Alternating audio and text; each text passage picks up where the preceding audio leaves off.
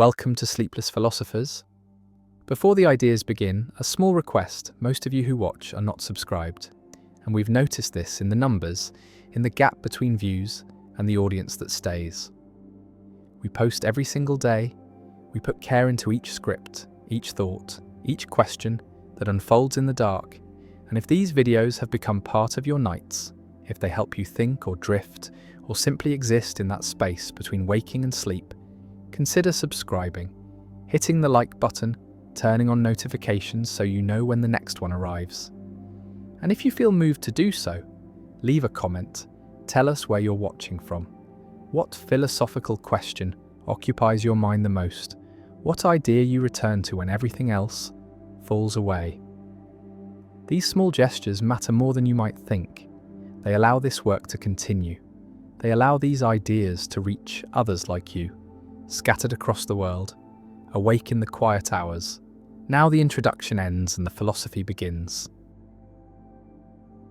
Meaning was not invented, but was given, was not constructed, but was inherited, was not the product of individual reflection, but was the air that was breathed, the framework that was absorbed, the structure that made sense of suffering, of labour, of death, of everything that otherwise would be unbearable.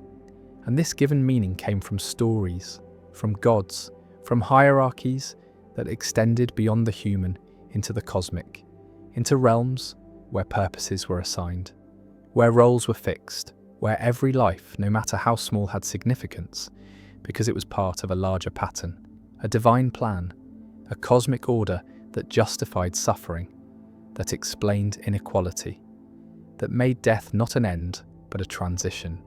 And the transition was to something, was leading somewhere, was part of a narrative that continued beyond the visible, beyond the mortal, beyond the contingent facts of this world, into eternal truths that grounded everything.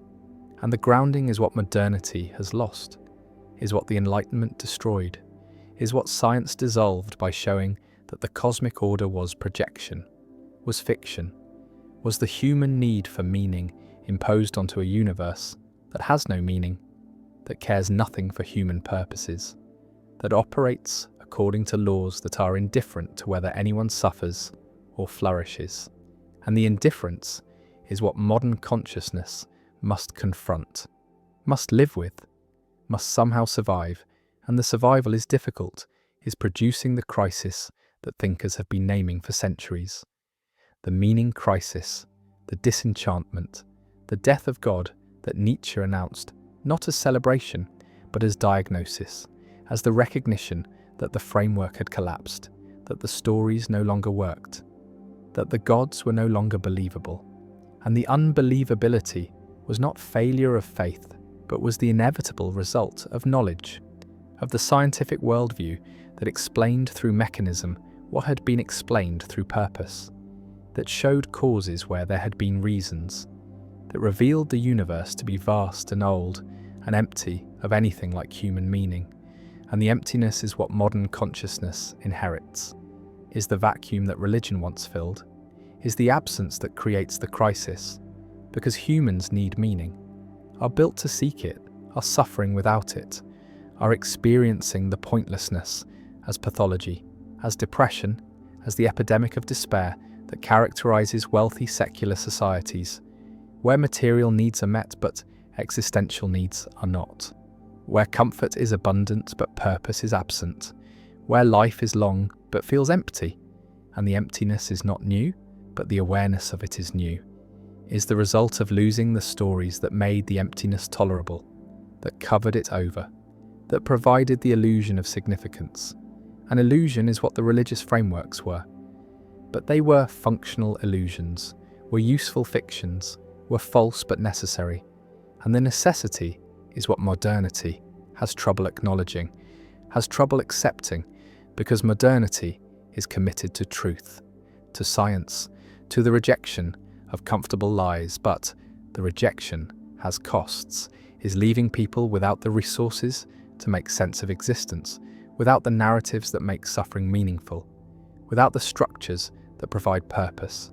And purpose cannot be manufactured, cannot be created through individual will, cannot be generated by deciding to care about something, because caring requires reasons, and reasons require frameworks, and frameworks are inherited, not invented, are received, not constructed, are given by cultures, by traditions, by the accumulated wisdom of generations who faced the same emptiness and created stories to fill it. And the stories worked not because they were true, but because they were shared, were collective, were providing roles and meanings that were recognized by others, that were part of a social world where purpose was public, was confirmed, was real in the way that social facts are real. And social facts require agreement, require participation, require that people act as if the meaning is there, and the as if is what modernity has trouble with, is what secular consciousness resists, because acting as if seems like pretending, seems like bad faith, seems like the self-deception that Sartre warned against. And so modern individuals are caught between the need for meaning and the inability to believe in the sources of meaning, between the hunger for purpose and the knowledge that purpose is not inherent but is imposed, is constructed, is chosen.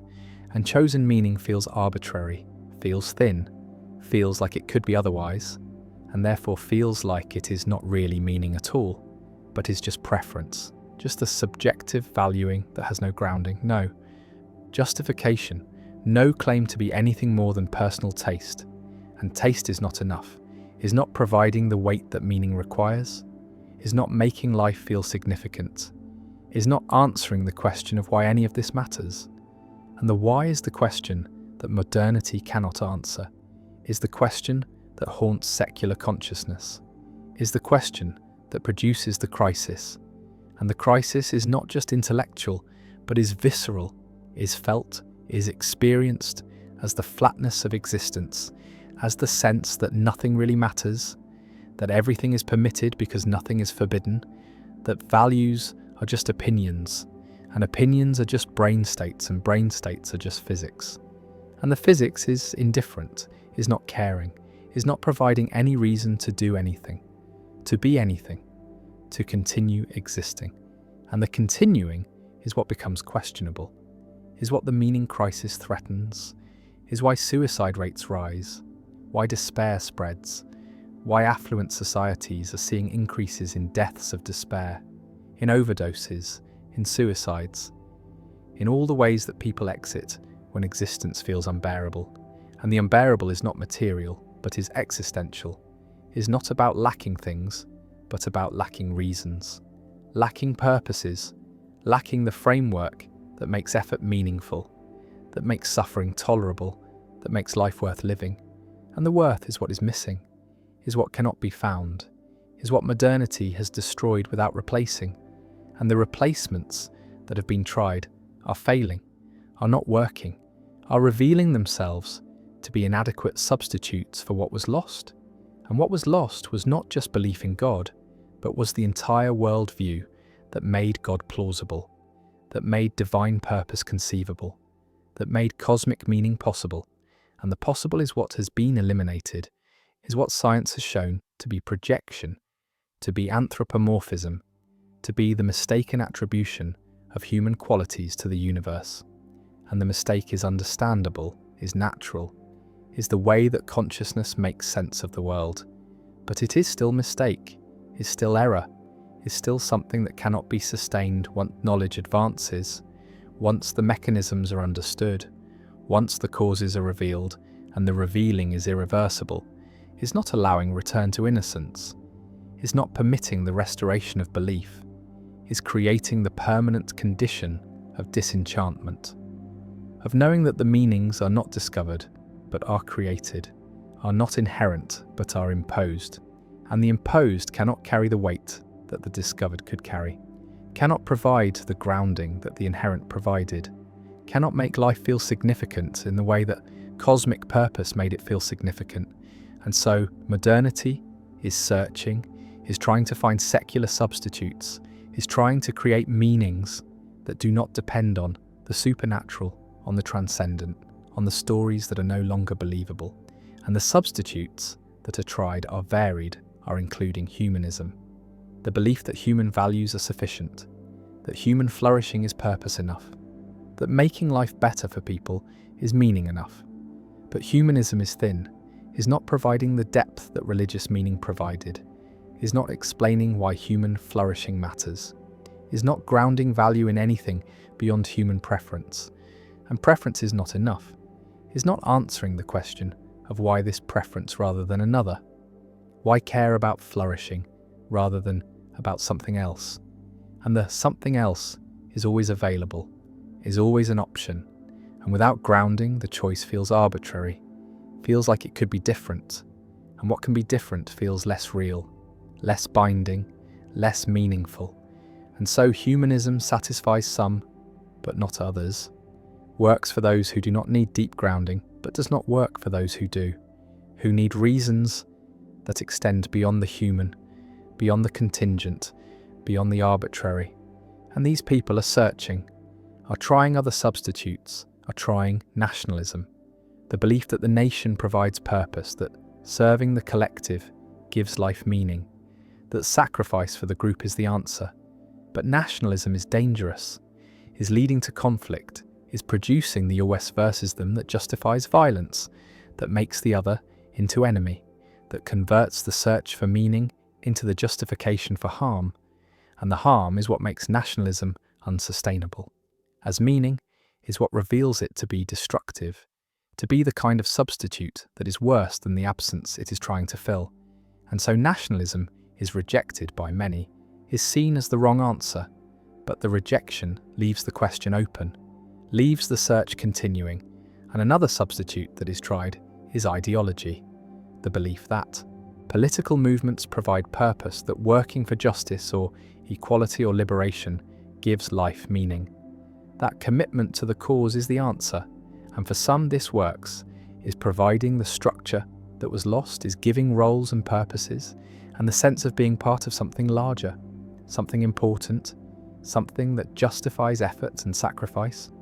But ideology is also dangerous, is also producing conflict, is also dividing the world into believers and heretics, is creating the certainty that is intolerant, that is unwilling to coexist with doubt. And the doubt is what ideology cannot tolerate, is what it must suppress. And the suppression is violence, is coercion, is the same problem that religion had, that any totalizing meaning system has, which is that it cannot allow alternatives, cannot permit questioning, cannot coexist with the plurality that modernity also values. And so ideology is failing as substitute, is producing as much harm as good, is not solving the meaning crisis, but is creating new problems, new conflicts, new reasons for despair. And the despair is what remains, is what continues, is what characterizes modern consciousness, when all the substitutes are tried and found wanting, when the search for meaning exhausts itself, when the recognition arrives that maybe meaning cannot be found, cannot be manufactured, cannot be created through individual or collective will, because meaning was never something that humans made, but was something they received, was given by frameworks that emerged over centuries, that were refined through generations, that worked because they were inherited, not because they were chosen. And choosing meaning is the modern problem, is the thing that modernity demands, but that consciousness cannot do, because choice requires reasons, and reasons require grounding, and grounding is what is missing, is what was lost with the death of God, with the collapse of cosmic purpose, with the recognition that the universe is indifferent, and the indifference is the truth, is what science reveals, is what honesty requires accepting. And the acceptance is what some philosophers advocate, is what Camus called absurdism, is the response that acknowledges the meaninglessness while refusing to be destroyed by it, that confronts the absurd without fleeing into suicide or into false hope, that lives with full awareness of the void while continuing to live, while continuing to act, while continuing to find moments of joy and connection and beauty, even though none of it means anything in the cosmic sense. None of it matters beyond the moment. None of it will be remembered once consciousness ends, and the ending is inevitable. is coming for everyone, is the final proof that nothing matters, that all effort is futile, that existence is temporary and meaning is impossible. And yet the absurd response is to continue anyway, is to rebel against the meaninglessness, not by denying it, but by living in spite of it, by affirming life without justification, by finding satisfaction in the act of living itself, rather than in any purpose that living serves.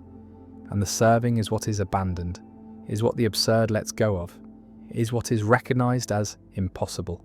And the impossible is what modernity must accept, must live with, must somehow survive. And the survival is not guaranteed, is not easy, is requiring a transformation of consciousness, a new way of being human that does not need cosmic meaning, that does not require divine purpose, that can tolerate the void without filling it, that can live with the knowledge that existence is contingent, that meaning is constructed, that everything could be otherwise.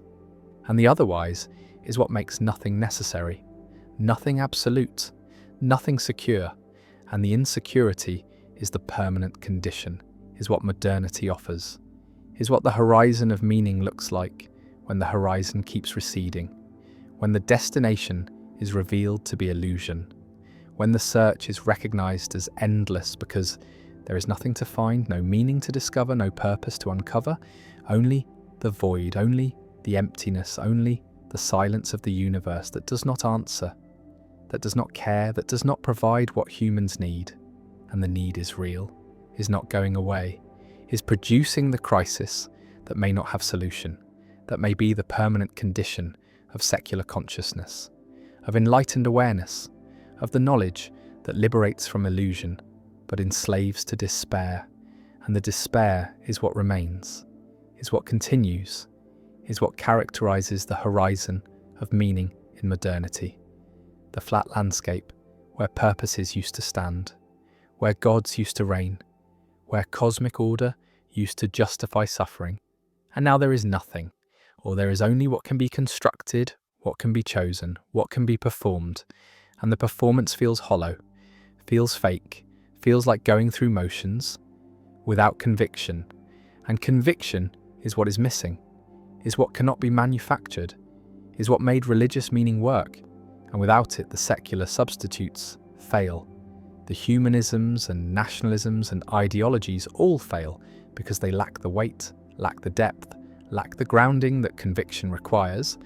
And the requires is what consciousness needs, is what makes meaning meaning rather than just preference. And preference is not enough, has never been enough, will never be enough, because humans are built for meaning, are requiring it, are suffering without it.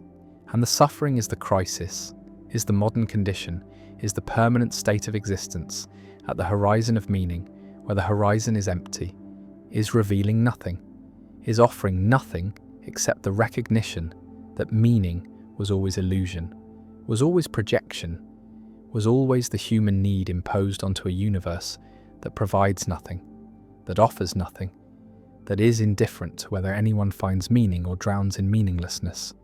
And the drowning is happening, is visible, is the epidemic of despair, is the meaning crisis that modernity cannot solve, because the solution would require believing what cannot be believed, accepting what knowledge has revealed to be false, returning to illusions that have been seen through.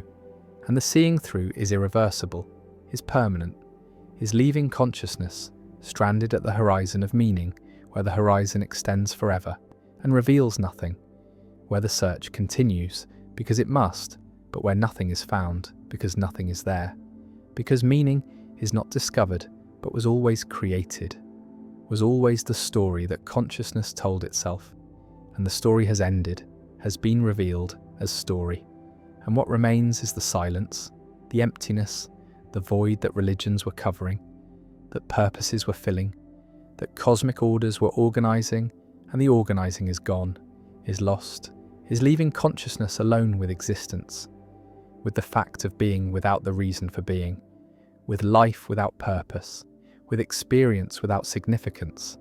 And the without is the horizon, is what modernity sees when it looks for meaning. And the looking continues, must continue, because consciousness cannot stop seeking what it needs.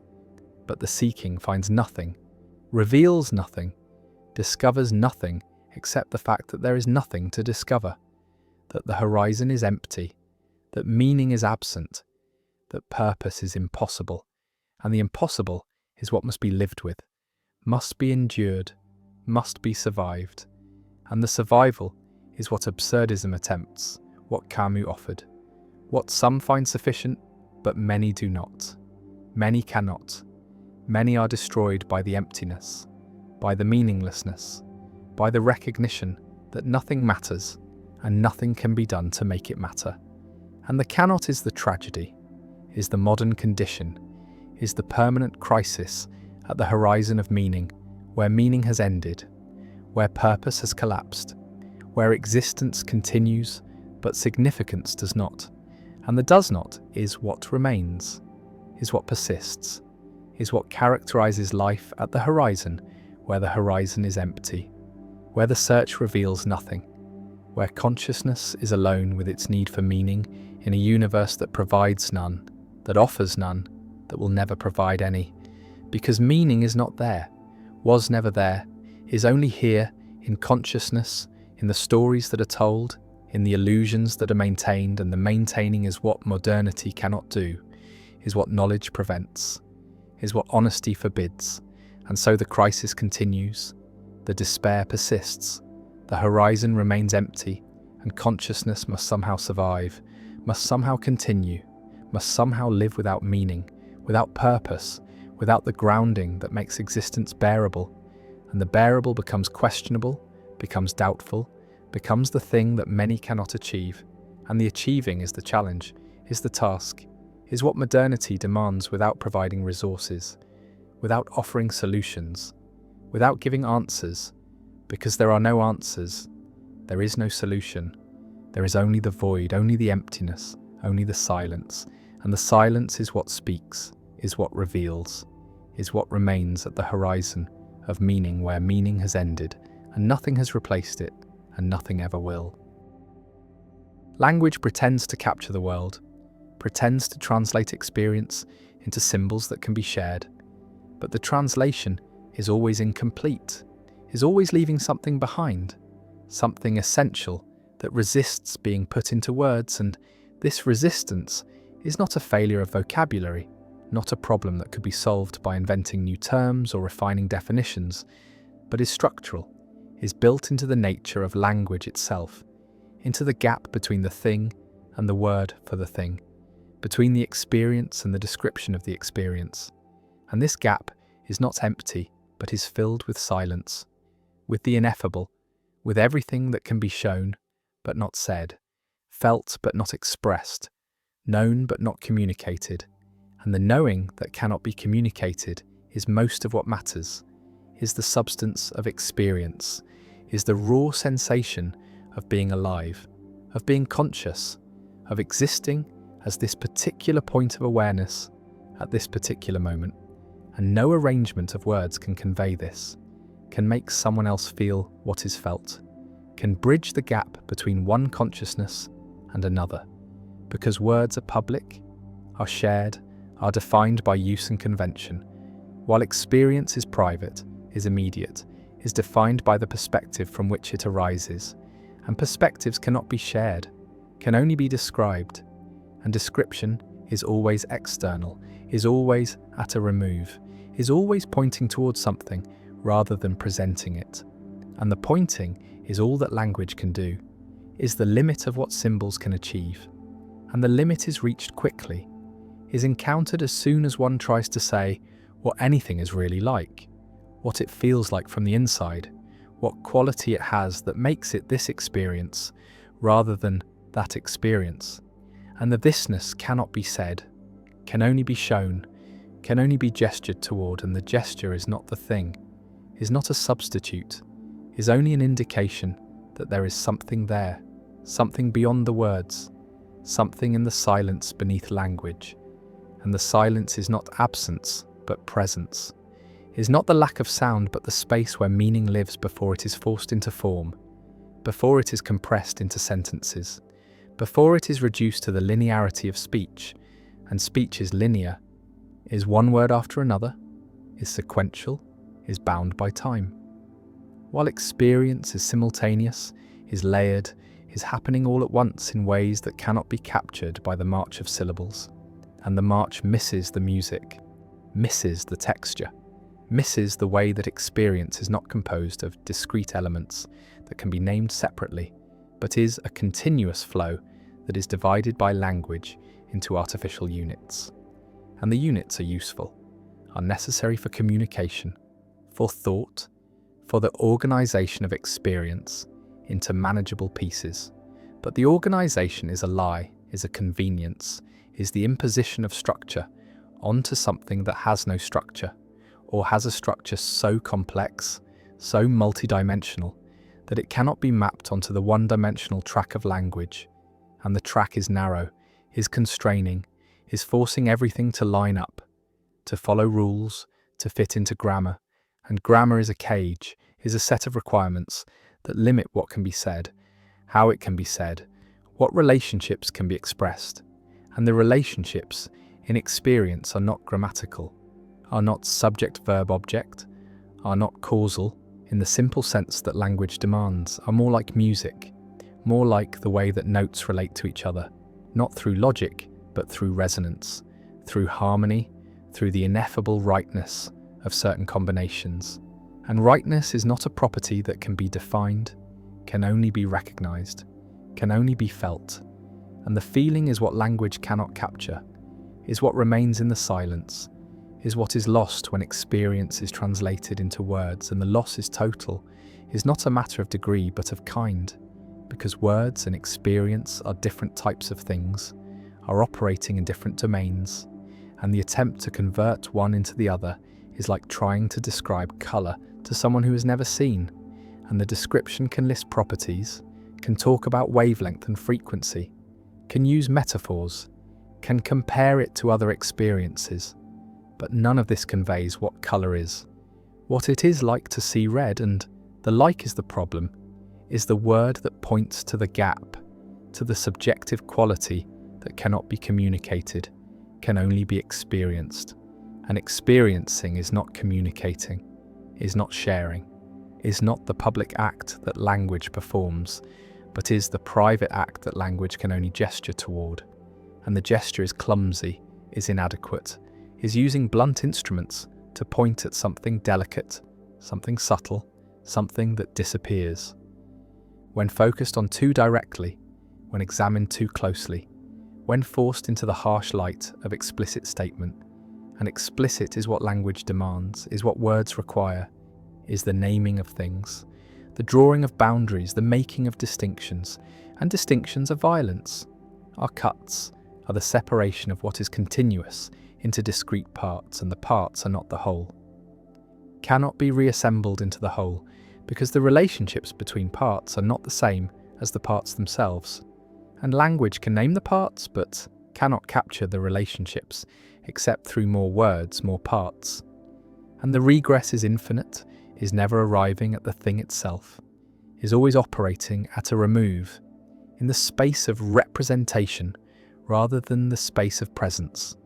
And presence is what is lost, is what words cannot hold, because words are abstract, are general, are applying to many instances rather than this instance, this particular moment, this unique occurrence that has never happened before and will never happen again. And the never again is what makes experience precious, is what gives it weight, is what makes the silence beneath language so full, so rich, so irreducibly important, because the silence is where the particular lives, where the unrepeatable exists, where the singular moment is happening.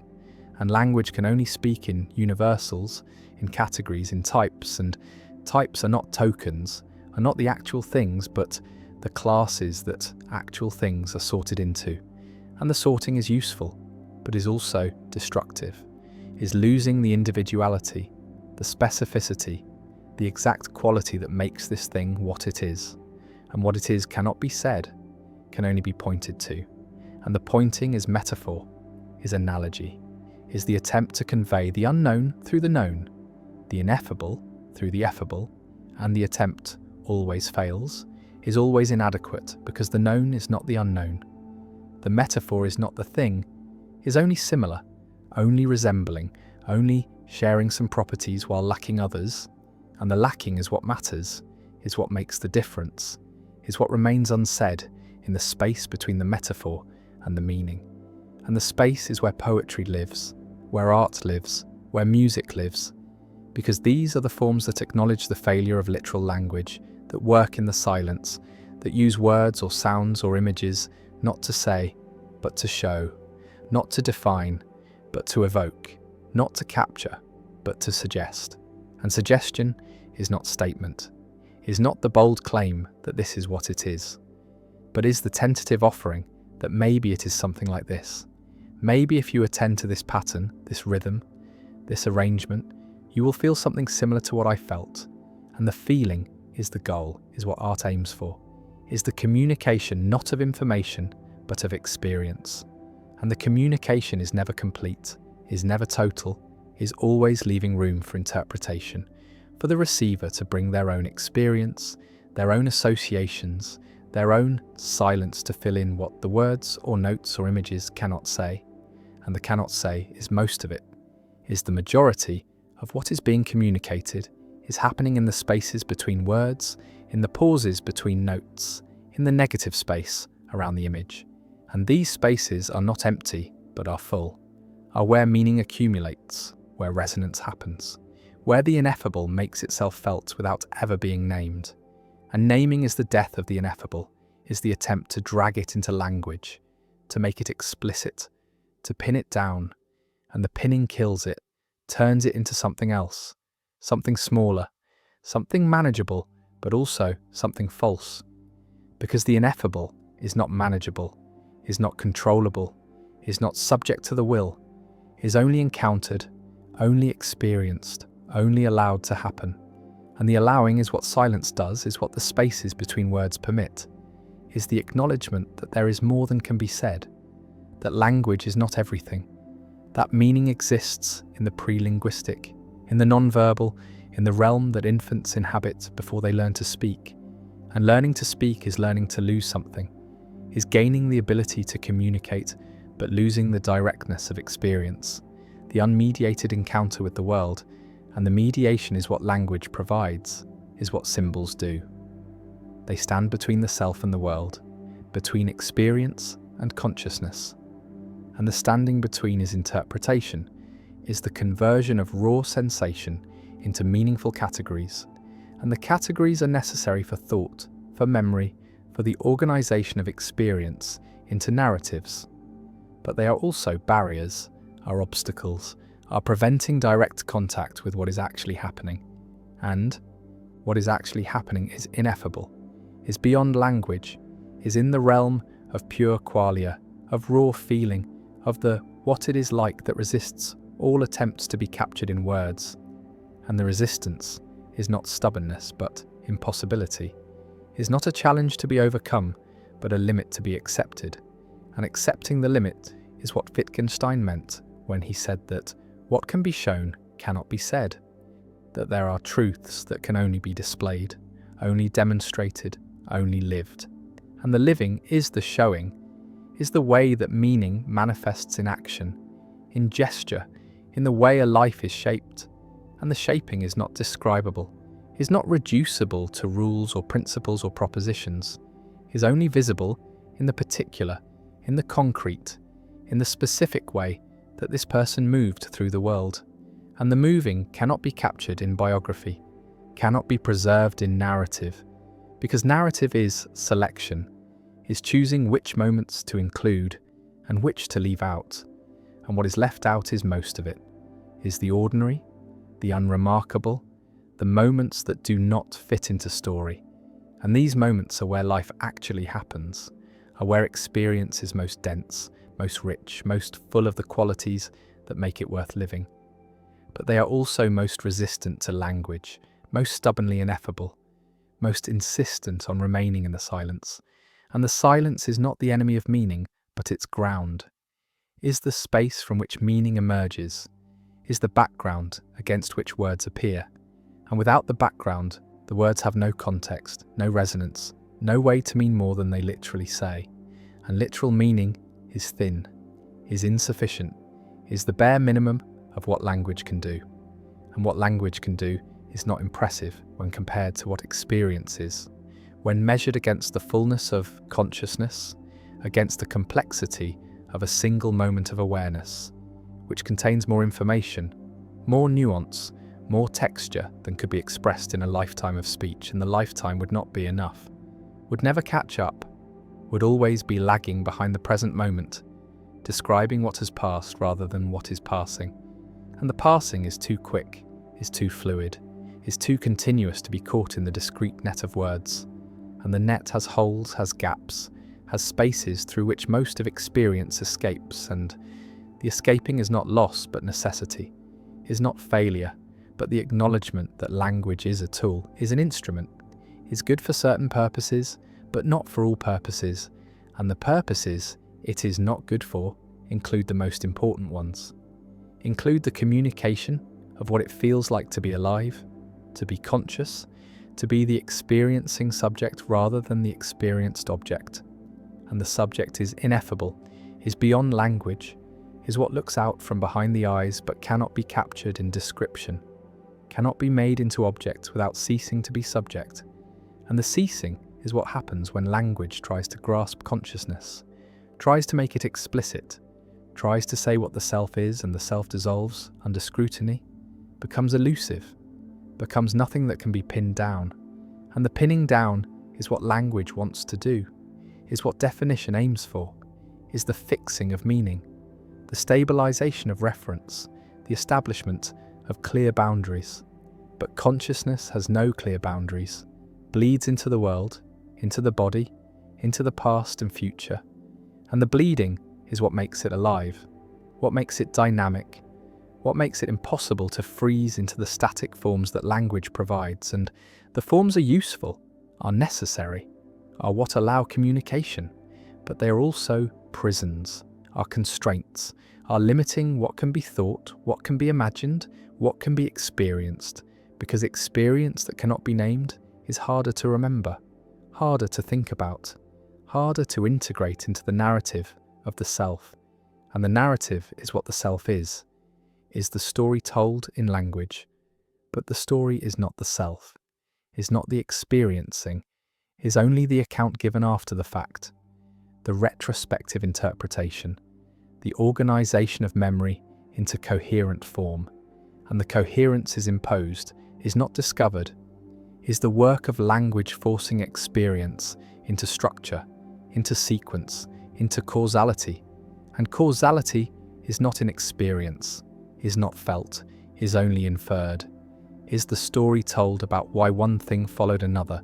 But the following is not experienced as causality, is experienced as succession, as one thing and then another thing. And the "and then" is not because, is not explanation, is just the temporal order.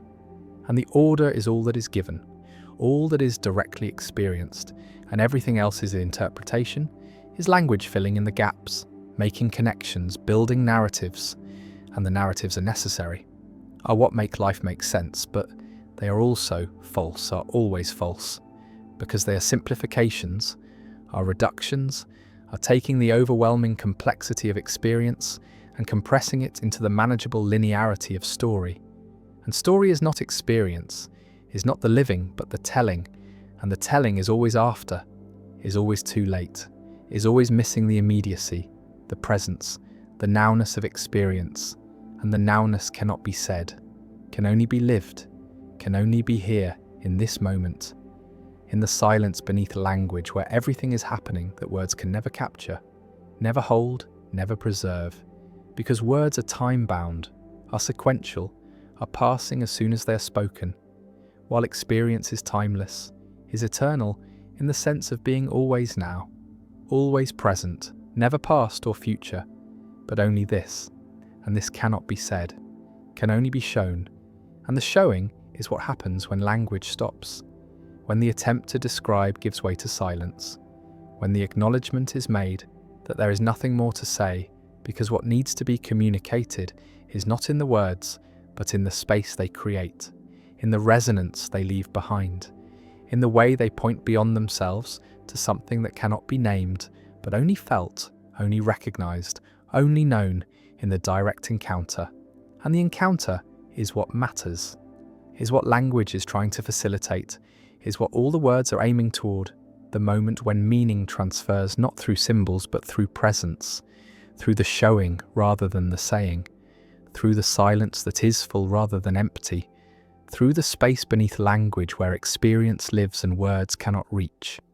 And the not reaching is not failure, but is the nature of things, is the way that consciousness and language exist in different domains, operate on different principles, serve different purposes, and the purposes do not align, do not overlap except at the edges.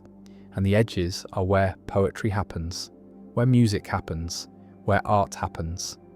In the borderland between the sayable and the unsayable, between the explicit and the implicit, between the word and the silence. And the silence is not the opposite of language, but its foundation, is the ground from which words emerge and to which they return, is the space that holds everything that cannot be said but only shown, only felt, only known in the living.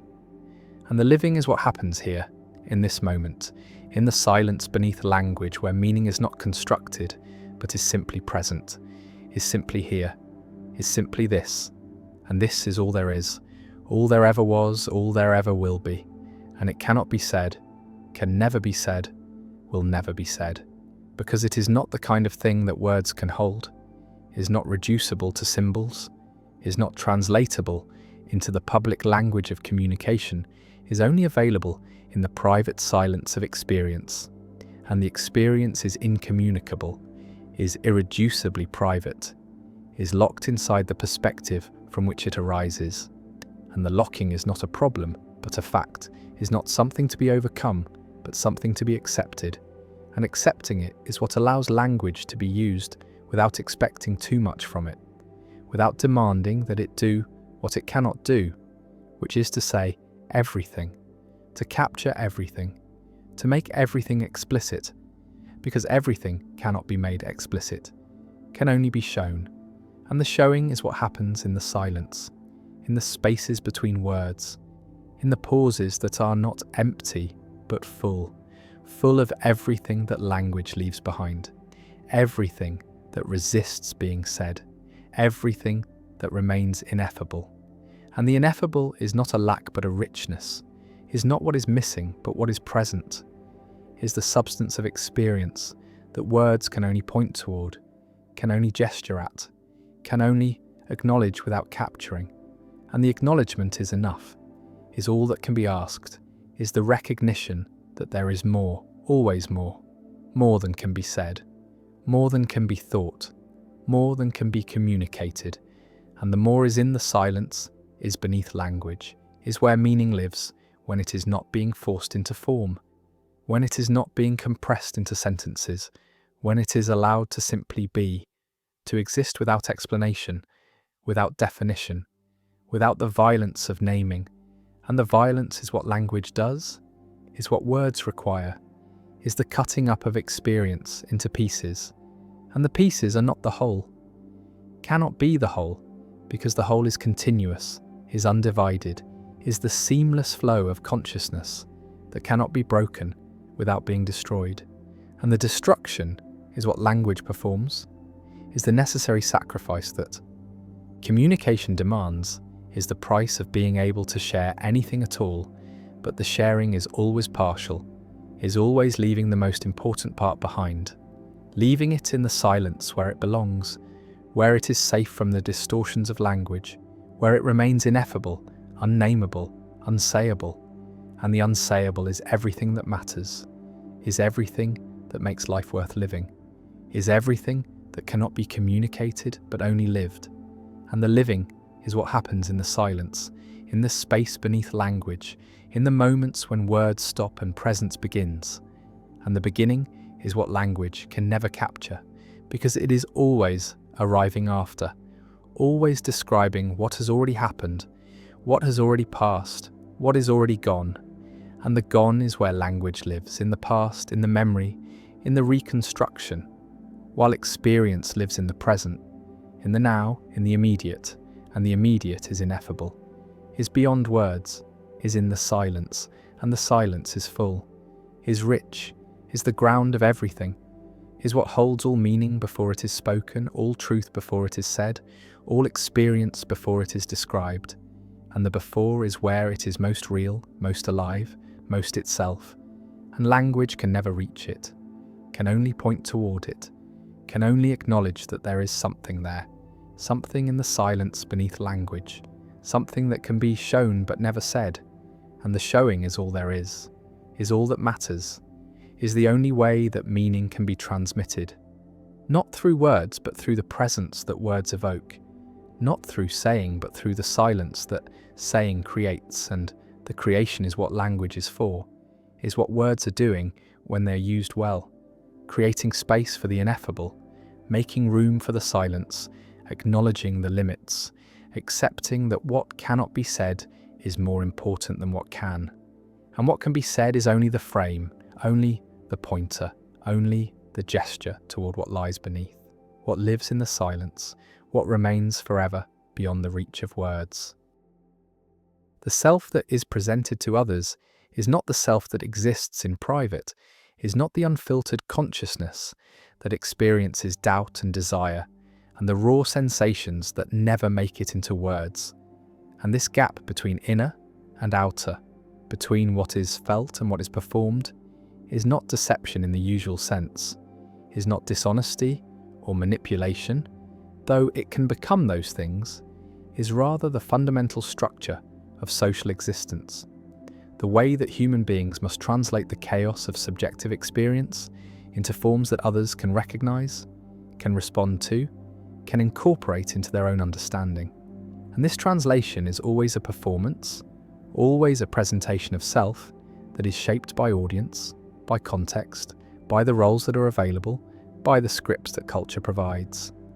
And the person performing is usually unaware of performing, usually believes that the presented self is the real self, that the role is identity, that the mask is the face, and this belief is necessary, is what makes the performance convincing, because a performance that is known to be performance breaks the illusion, creates distance, makes interaction awkward, and so the actor must forget they are acting, must inhabit the role so completely that it feels natural, feels spontaneous, feels like authenticity. Even though authenticity is itself a performance, is itself a role that can be played well or badly. And the irony is that the pursuit of authenticity, the desire to be real, to be genuine, to present the true self, often produces the most theatrical performances, the most carefully curated presentations, because authenticity has become a value, has become something to be achieved. And achievement requires effort, requires strategy, requires the very calculation that authenticity is supposed to transcend. And so people perform authenticity, perform vulnerability, perform the disclosure of inner experience in ways that are designed to elicit specific responses, to create specific impressions. And the performance is so smooth, so practiced, that it does not feel like performance, feels instead like courage, like honesty, like the removal of masks, when really it is just a different mask, just a different role, the role of the authentic person. And this role has its own rules, its own expectations, its own ways of being performed correctly. And those who perform it well are rewarded with trust, with intimacy, with the sense that they are real in a way that others are not. But the reality is constructed, is as much a presentation as any other, is distinguished only by the fact that it is currently valued, currently believed to be the marker of genuine selfhood. And in another time, another culture, a different performance would be valued, a different role would signify authenticity, and the self would adapt, would learn the new script, would perform the new role with the same conviction, the same sense of being true to something essential. And this adaptability reveals that there is no essential self, no core identity that exists independent of performance, only the capacity to perform, the ability to take on roles, to switch between them, to present different faces to different audiences. And this switching is not pathological, is not evidence of fragmentation or disorder, it is simply the normal operation of social cognition, the way that human beings navigate the complex demands of living among others, who have expectations, who assign meaning to behaviour, who respond not to inner states but to outer presentations. And the outer must be managed, must be controlled, must be performed in ways that produce the desired effects. And the desired effects vary by situation, by relationship, by goal. And so the self that is presented varies as well, is different at work than at home, different with friends than with strangers, different in public than in private. And each version feels real in the moment, feels like the self. But the multiplicity suggests that the self is not a thing but a process, not an entity but an activity. The activity of presenting, of performing, of managing the impression that others form. And this management is constant, is exhausting, is the hidden labour that underlies all social interaction. The work of monitoring how one is being received, adjusting tone and posture and expression to match the demands of the situation, suppressing impulses that would be inappropriate, amplifying qualities that are valued. And this work is largely unconscious, is automatic, is the result of years of training in how to be a person, how to perform the role that culture assigns. And the training begins in childhood, begins with the learning of language, of gesture, of the countless small behaviours that signal, membership that indicate understanding of the rules. And children who fail to learn these behaviours, who cannot perform the expected roles, are marked as strange, as other, as outside the social order, and the marking is punishment, is exclusion, is the withdrawal of recognition. And recognition is what makes selfhood possible, is the confirmation that the performance is successful, that the presented identity is accepted, is real. And without recognition, the self becomes unstable, becomes uncertain, becomes desperate for validation, for proof that it exists. And this desperation drives performance, drives the endless adjustment and refinement of presentation, drives the pursuit of authenticity that is really the pursuit of recognition, the desire to be seen, to be known, to be confirmed in one's existence by the gaze of another. And the gaze is selective, is interpretive, sees not what is actually there, but what it expects to see, what it has been trained to see by culture, by category, by stereotype. And the person being gazed upon knows this, adjusts accordingly, performs the role that the gaze expects or deliberately subverts it, performs the opposite, performs resistance, but resistance is also performance. It is also a role, the role of the rebel, the nonconformist, the authentic individual who refuses to play the game. And this refusal is its own game, its own set of rules, its own performance that must be maintained. And the maintenance is exhausting, is perhaps more exhausting than conformity, because it requires constant vigilance, constant assertion of difference, constant performance of not performing. And the paradox is that the more one tries to escape performance, the more theatrical the presentation becomes, the more calculated the spontaneity, the more rehearsed the authenticity. And there is no escape from this paradox, no way to be social without performing, because sociality as performance is the presentation of self to others in forms that can be recognized, and recognition requires forms, requires categories, requires roles that are shared, that are understood, that carry meaning beyond the individual.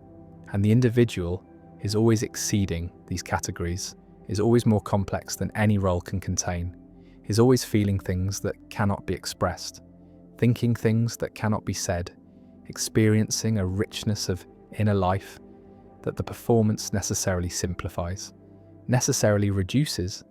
And this reduction is the cost of being understood, the price of social existence. And the question is whether the price is worth paying, whether the recognition gained is worth the self that is lost. And the answer varies, is different for different people at different times, and some find the performance liberating, find relief in the structure, in the clarity of roles, in the ability to step into a character and leave the chaos of unmediated experience behind. And others find it suffocating, find the roles too constraining, the masks too heavy, the gap between inner and outer too painful. And these are the ones who talk about authenticity, who long for genuine connection, who want to be seen as they really are, but what they really are is not something that can be seen, is not something that can be presented, is only something that can be lived. And lived experience is private, is immediate, is lost in the translation to performance. And so the longing for authenticity is a longing for the impossible, for a form of recognition that would not require form, for a connection that would not require mediation, for a self that could be known without being performed. And this self does not exist, has never existed, is a fiction, is the romantic myth of the true self that lurks beneath the social surface, waiting to be discovered, to be liberated, to be expressed. But there is no beneath. There is no depth where the true self resides. There is only surface, only performance, only the endless presentation of forms that are more or less successful, more or less satisfying, more or less exhausting. And the exhaustion is real, is the inevitable result of constant performance, of the effort required to maintain coherence, to present a self that is consistent across contexts, that makes sense as a character, that can be narrated as a story. And the story is always being edited, always being revised, always adjusting to new information, to new audiences, to new demands. And the editing is not optional, is not something that can be refused without cost, because the cost is unintelligibility, is the failure to make sense, is the breakdown of social recognition. And without recognition, the self dissolves, becomes nothing, becomes the raw experiencing that has no form, no identity, no place in the social world. And the social world is the only world there is the only context in which selfhood is possible. And so the performance continues, must continue, is the condition of being human, of being a creature that exists not alone but among others, not in isolation but in relationship.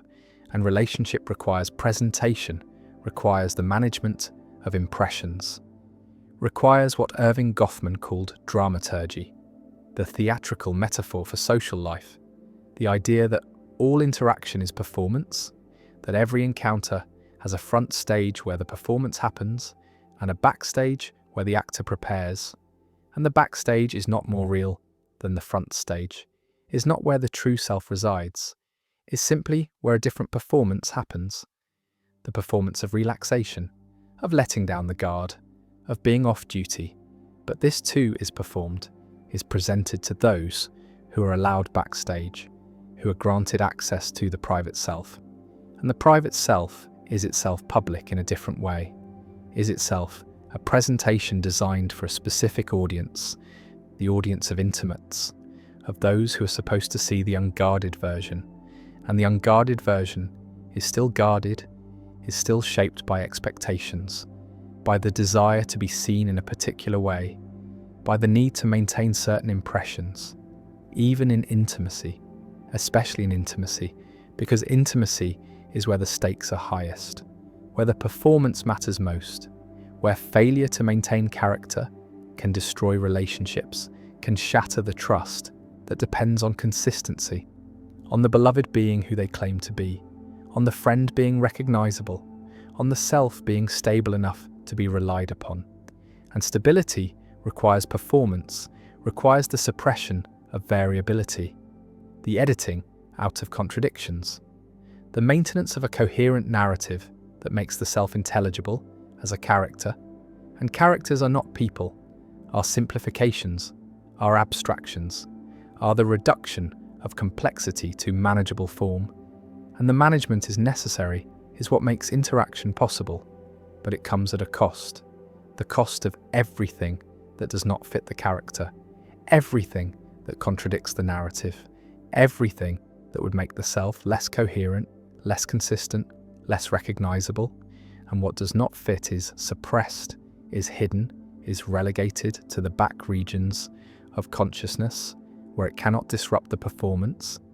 And sometimes the suppression is so successful that the performer forgets what has been suppressed, loses access to the parts of experience that do not fit the role. And this forgetting is adaptive, is functional, is what allows the performance to be convincing, to be believed by others and by the self. But it creates a split, creates the sense that something is missing, that the performed self is incomplete, is not capturing everything.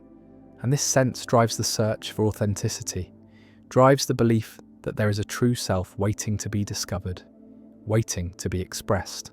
But what is found when the search is pursued is not a true self, but more performances, more roles, more ways of presenting that feel more or less authentic depending on how well they are received, on how much recognition they generate, on how satisfying the performance is to the performer. And satisfaction is not a property of the role itself, but of the response it elicits, of the confirmation it receives, of the way it makes the social world respond. And the response is what matters, is what makes performance meaningful, is what converts the theatrical into the real. Because the real is not opposed to performance, but is produced by performance, is the effect of successful presentation, is what happens when the audience believes, when the role is inhabited so completely that it becomes indistinguishable from identity. And identity is not what the person is, but what the person is taken to be, what they are recognized as, what social position they occupy. And the occupation of position requires performance, requires the enactment of the behaviors associated with the position, and the behaviors must be performed correctly, or the position is lost.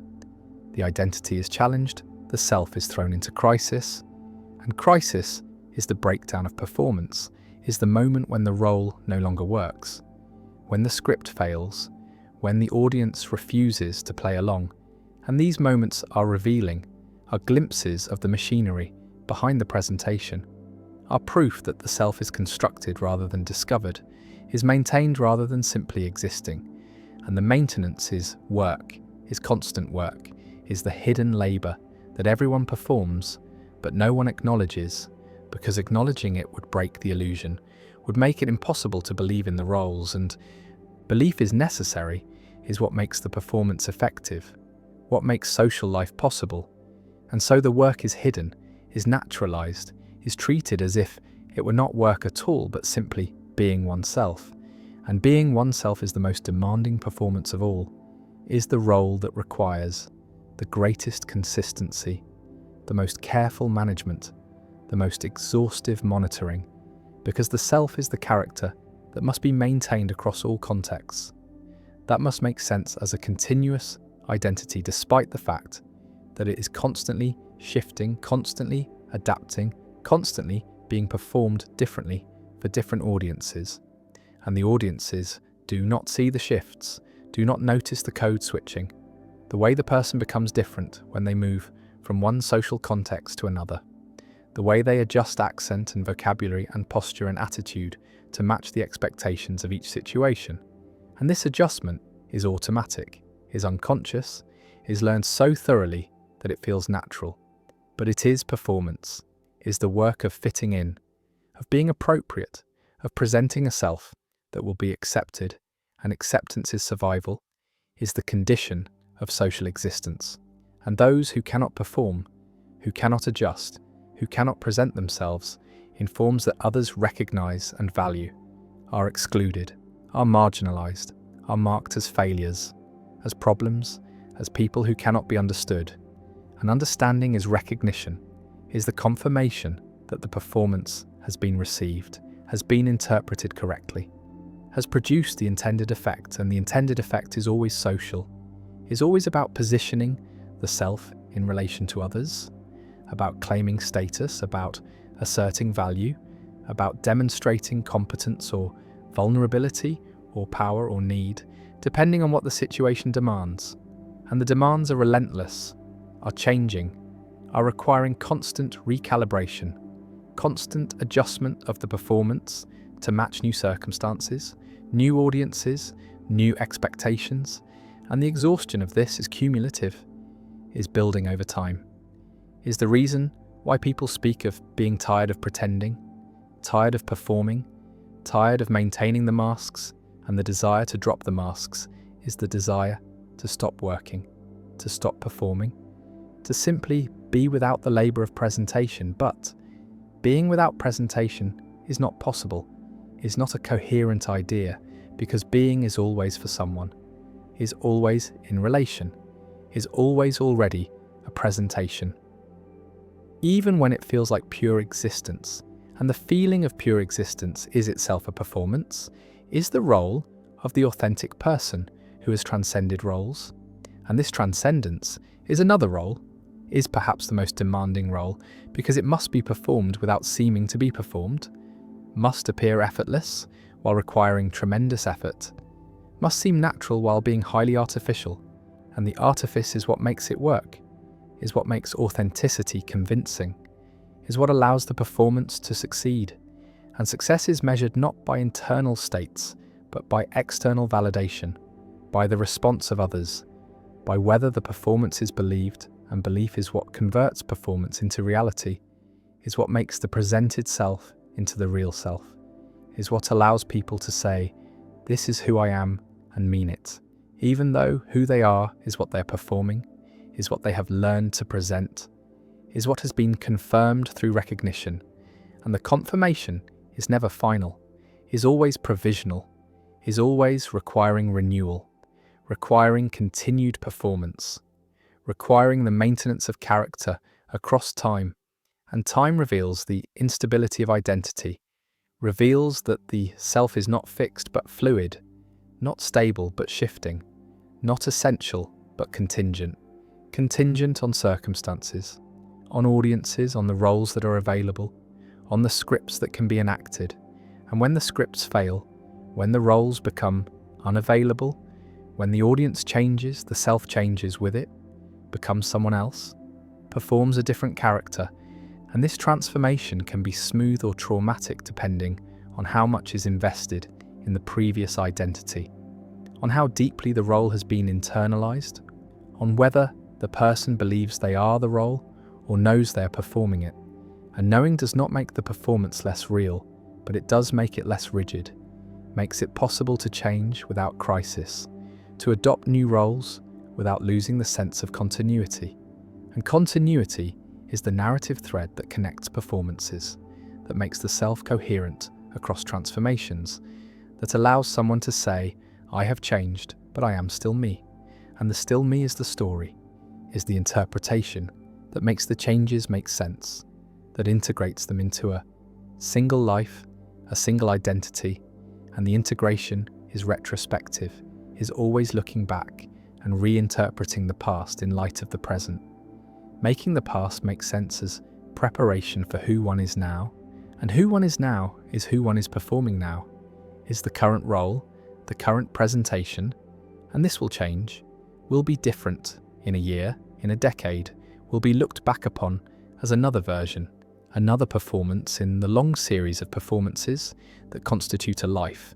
And the life is not the sum of these performances, but the narrative that connects them, the story that makes them cohere. And the story is itself a performance, is the presentation of a life as meaningful, as directed, as having purpose and continuity, when really it is just one thing after another, just a series of moments that are connected by memory and interpretation, not by any underlying essence, not by any true self that persists through change. And the absence of essence is not a problem, is not a lack, is simply the human condition, is what it means to be a creature that exists socially, that depends on recognition, that has no identity outside of performance, outside of the presentations that are received and confirmed and converted into reality through the collective agreement that this performance counts, that this role is real, that this person is who they claim to be. And the claim is always a performance, is always a presentation that could be otherwise, that could be challenged, that could be refused, and the refusal would unmake the identity. would leave the person without form, without recognition, without a place in the social order. And this is the terror that keeps performance going, that makes authenticity impossible and necessary at the same time, that ensures the exhaustion will continue, the masks will be maintained, the roles will be performed, because the alternative is not freedom but dissolution, not authenticity but unintelligibility, not the true self but no self at all.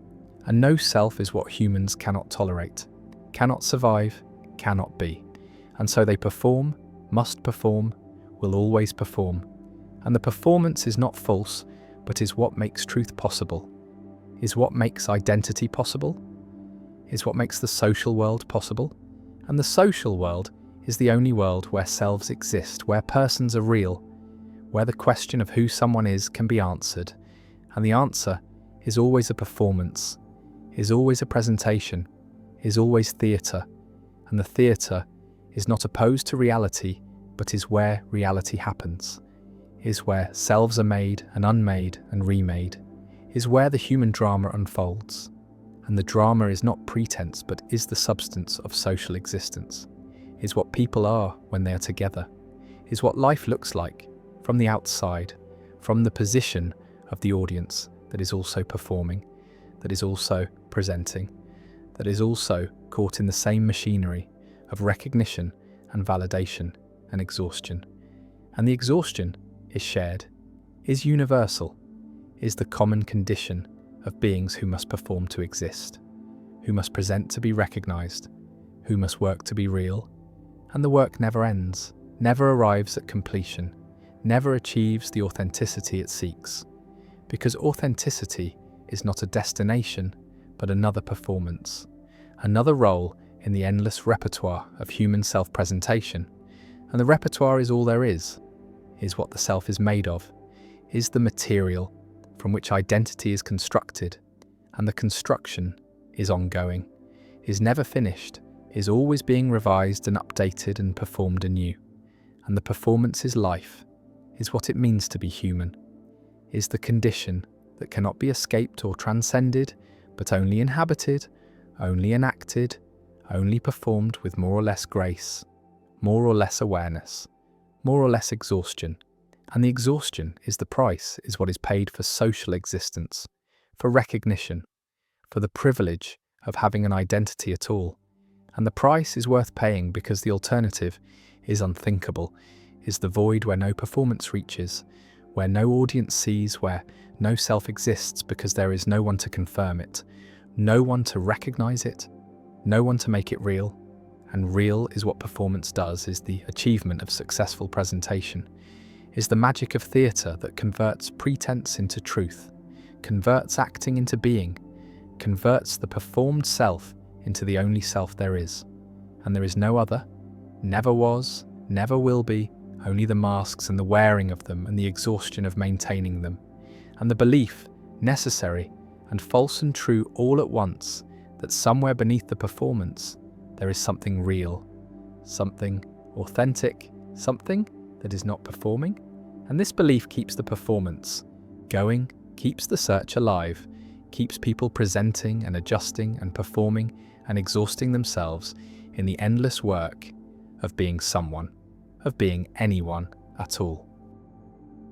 When believing everything means believing nothing, an author writes a book, spends years researching, checking facts, verifying claims, ensuring that every statement is as accurate as possible.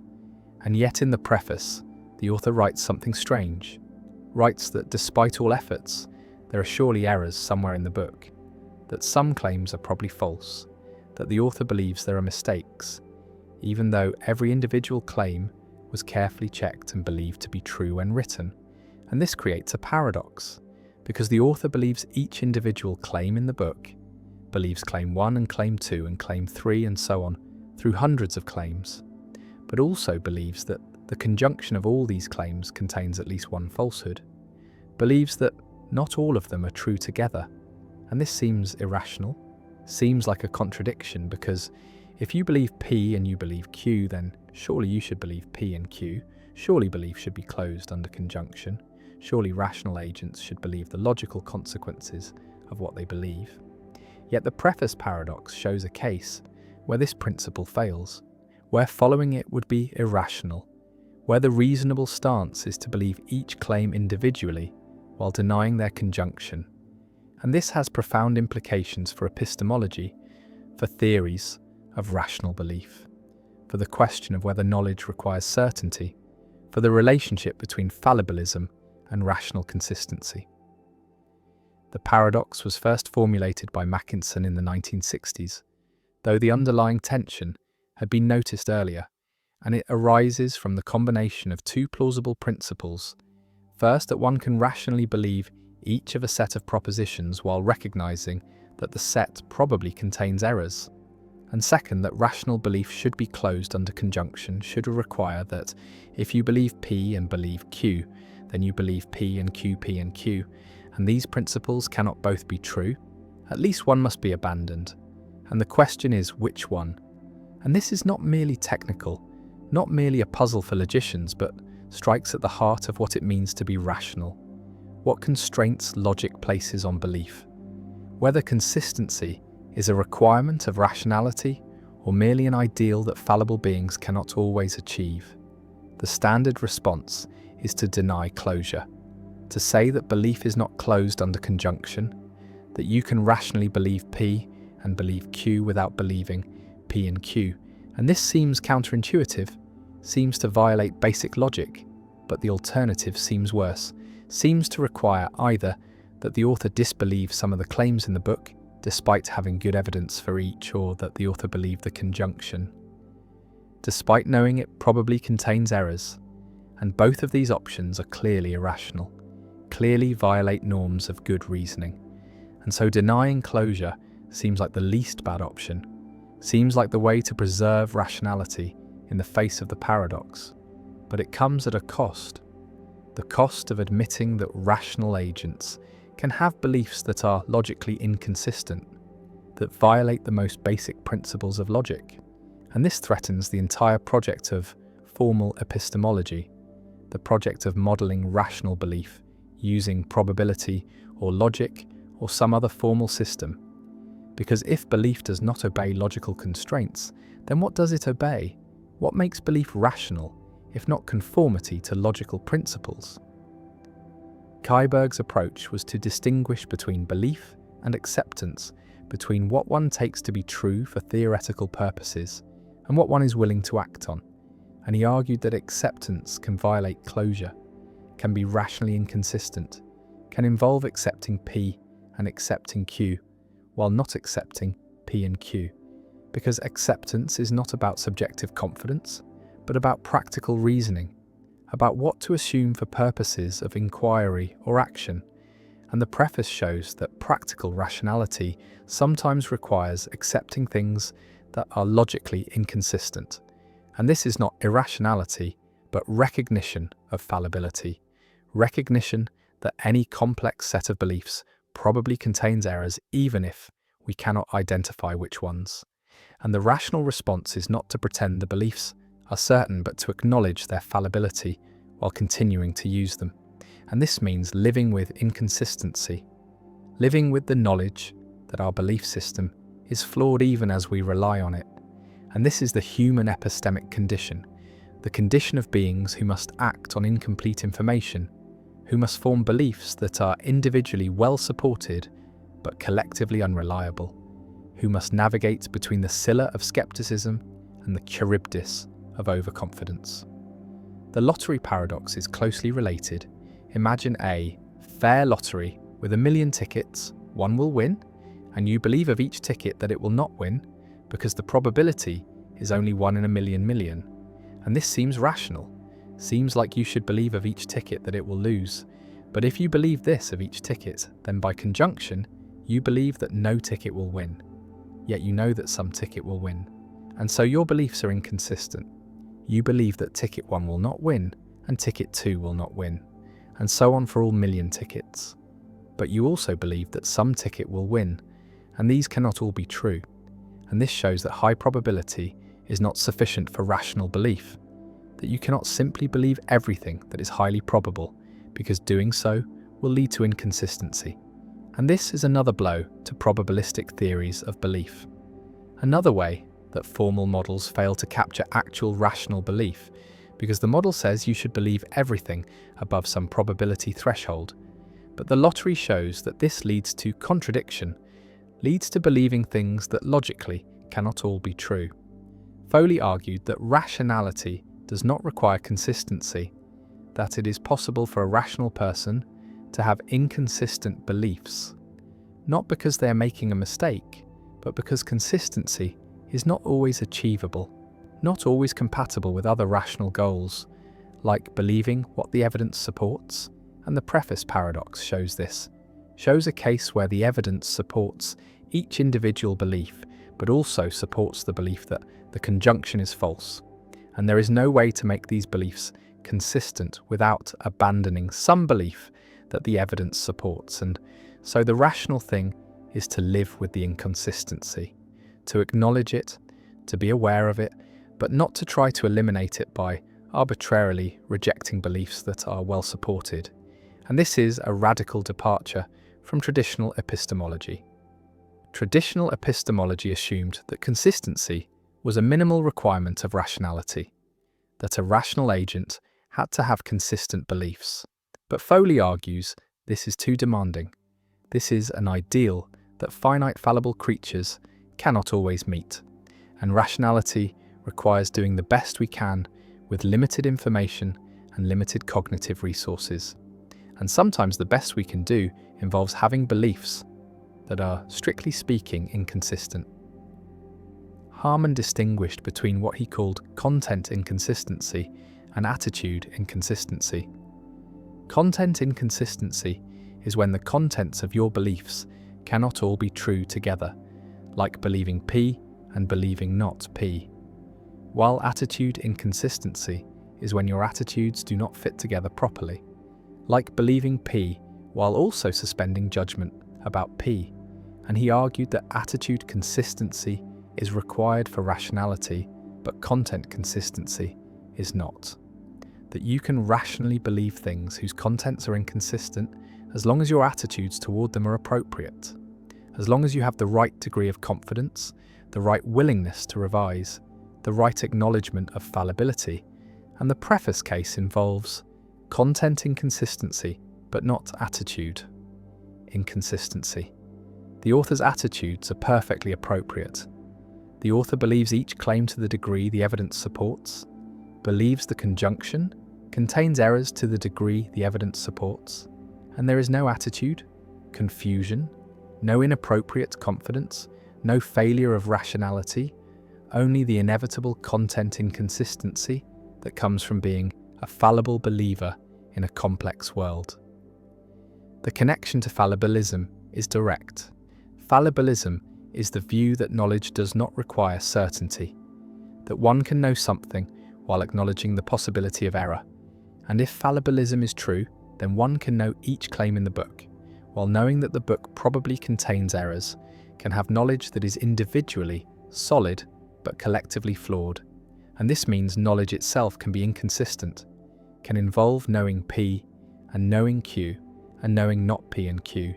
And this seems deeply strange, seems to violate the principle that knowledge is factive, that if you know P, then P is true, because if you know P and know Q, then P and Q are both true, and so P and Q is true. And if you know P and Q is false, then you know something false which is impossible. And so the paradox reappears at the level of knowledge, not just belief. And the only escape is to deny that knowledge is closed under conjunction, to say that you can know P and know Q without knowing P and Q.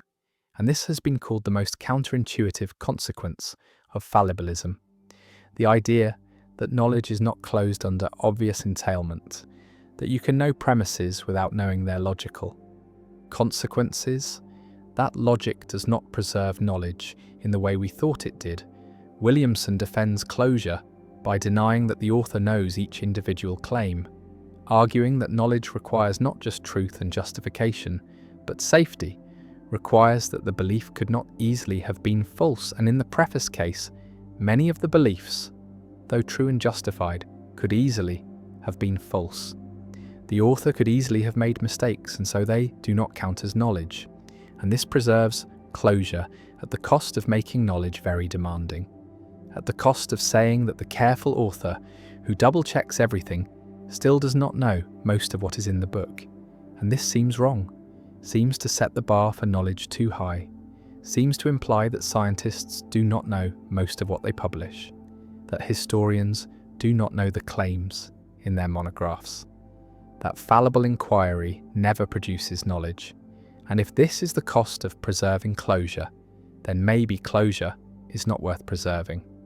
Maybe we should accept that knowledge is not closed, and that this is a feature, not a bug.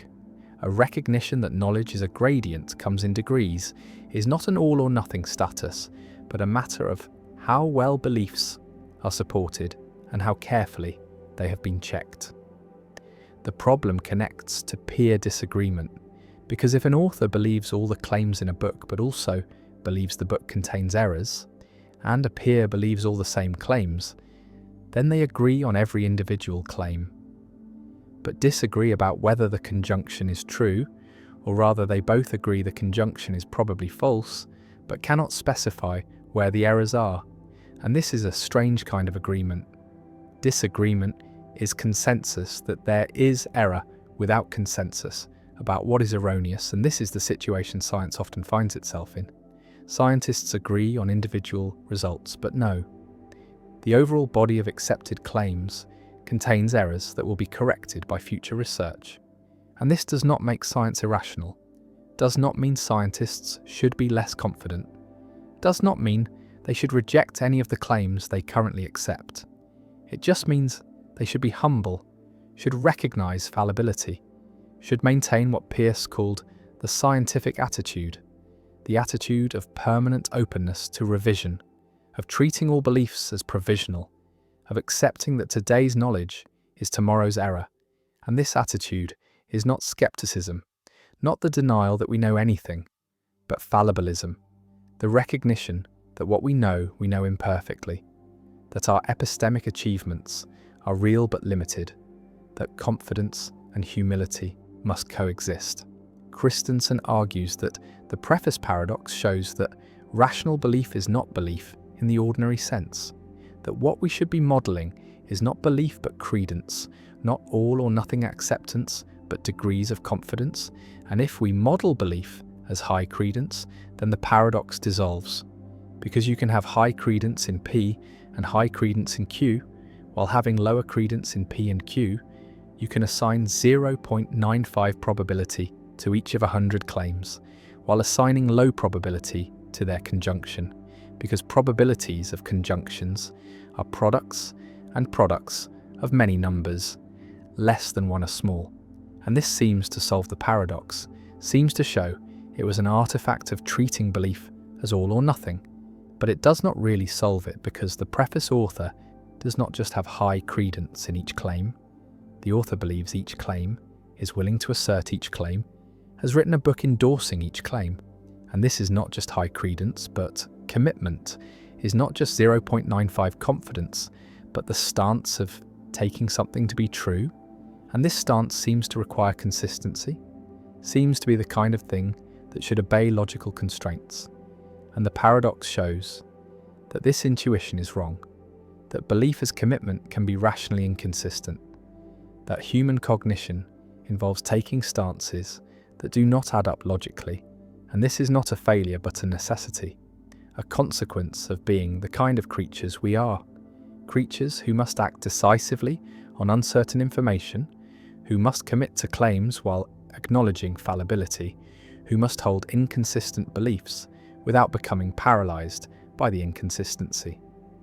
The legal system faces this problem constantly. Juries are told to find defendants guilty only if guilt is proved beyond reasonable doubt, and they are told to consider each charge separately.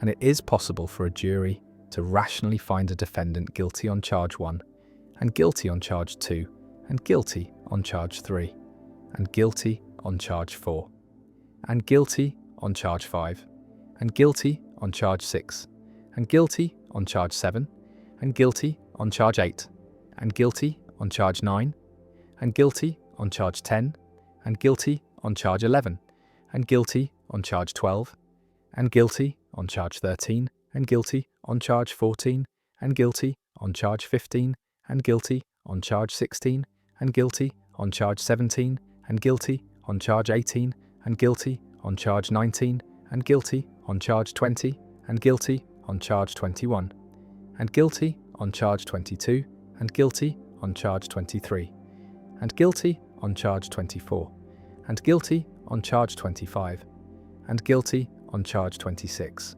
and guilty on charge 27, and guilty on charge 28, and guilty on charge 29, and guilty on charge 30, and guilty on charge 31, and guilty on charge 32, and guilty on charge 33, and guilty on charge 34, and guilty on charge 35, and guilty on charge 36, and guilty on charge 37, and guilty on charge 38, and guilty on charge 39, and guilty on charge 40, and guilty on charge 41, and guilty on charge 42, and guilty on charge 43, and guilty on charge 44, and guilty on charge 45, and guilty on charge 46, and guilty on charge 47, and guilty on charge 48, and guilty on charge 49, and guilty on charge 50,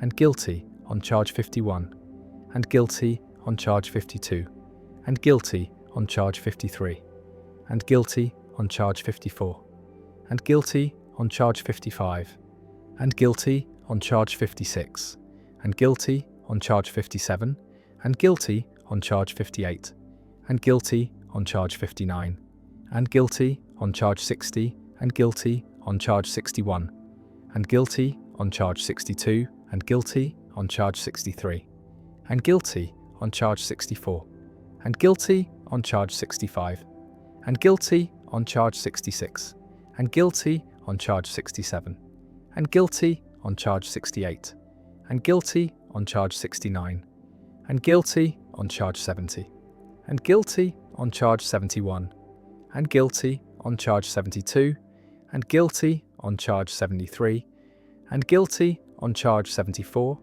and guilty on charge 75, and guilty on charge 76, and guilty on charge 77, and guilty on charge 78, and guilty on charge 79, and guilty on charge 80, and guilty on charge 81, and guilty on charge 82, and guilty on charge 83, and guilty on charge 84, and guilty on charge 85, and guilty on charge 86, and guilty on charge 87, and guilty on charge 88, and guilty on charge 89, and guilty on charge 90, and guilty on charge 91, and guilty on charge 92, and guilty on charge 93, and guilty on charge 94, and guilty on charge 95, and guilty on charge 96, and guilty on charge 97, and guilty on charge 98, and guilty on charge 99, and guilty on charge 100, and guilty on charge 101, and guilty on charge 102, and guilty on charge 103, and guilty on charge 104, and guilty on charge 105, and guilty on charge 106, and guilty on charge 107, and guilty on charge 108, and guilty on charge 109, and guilty on charge 110, and guilty on charge 111, and guilty on charge 112, and guilty on charge 113, and guilty on charge 114, and guilty on charge 115, and guilty on charge 116, and guilty on charge 117, and guilty on charge 118, and guilty on charge 119, and guilty on charge 120, and guilty on charge 121, and guilty on charge 122, and guilty on charge 123, and guilty on charge 124, and guilty on charge 125, and guilty on charge 126, and guilty on charge 127, and guilty on charge 128, and guilty on charge 129, and guilty on charge 130, and guilty on charge 131, and guilty on charge 132, and guilty on charge 133, and guilty on charge 134, and guilty on charge 135, and guilty on charge 136,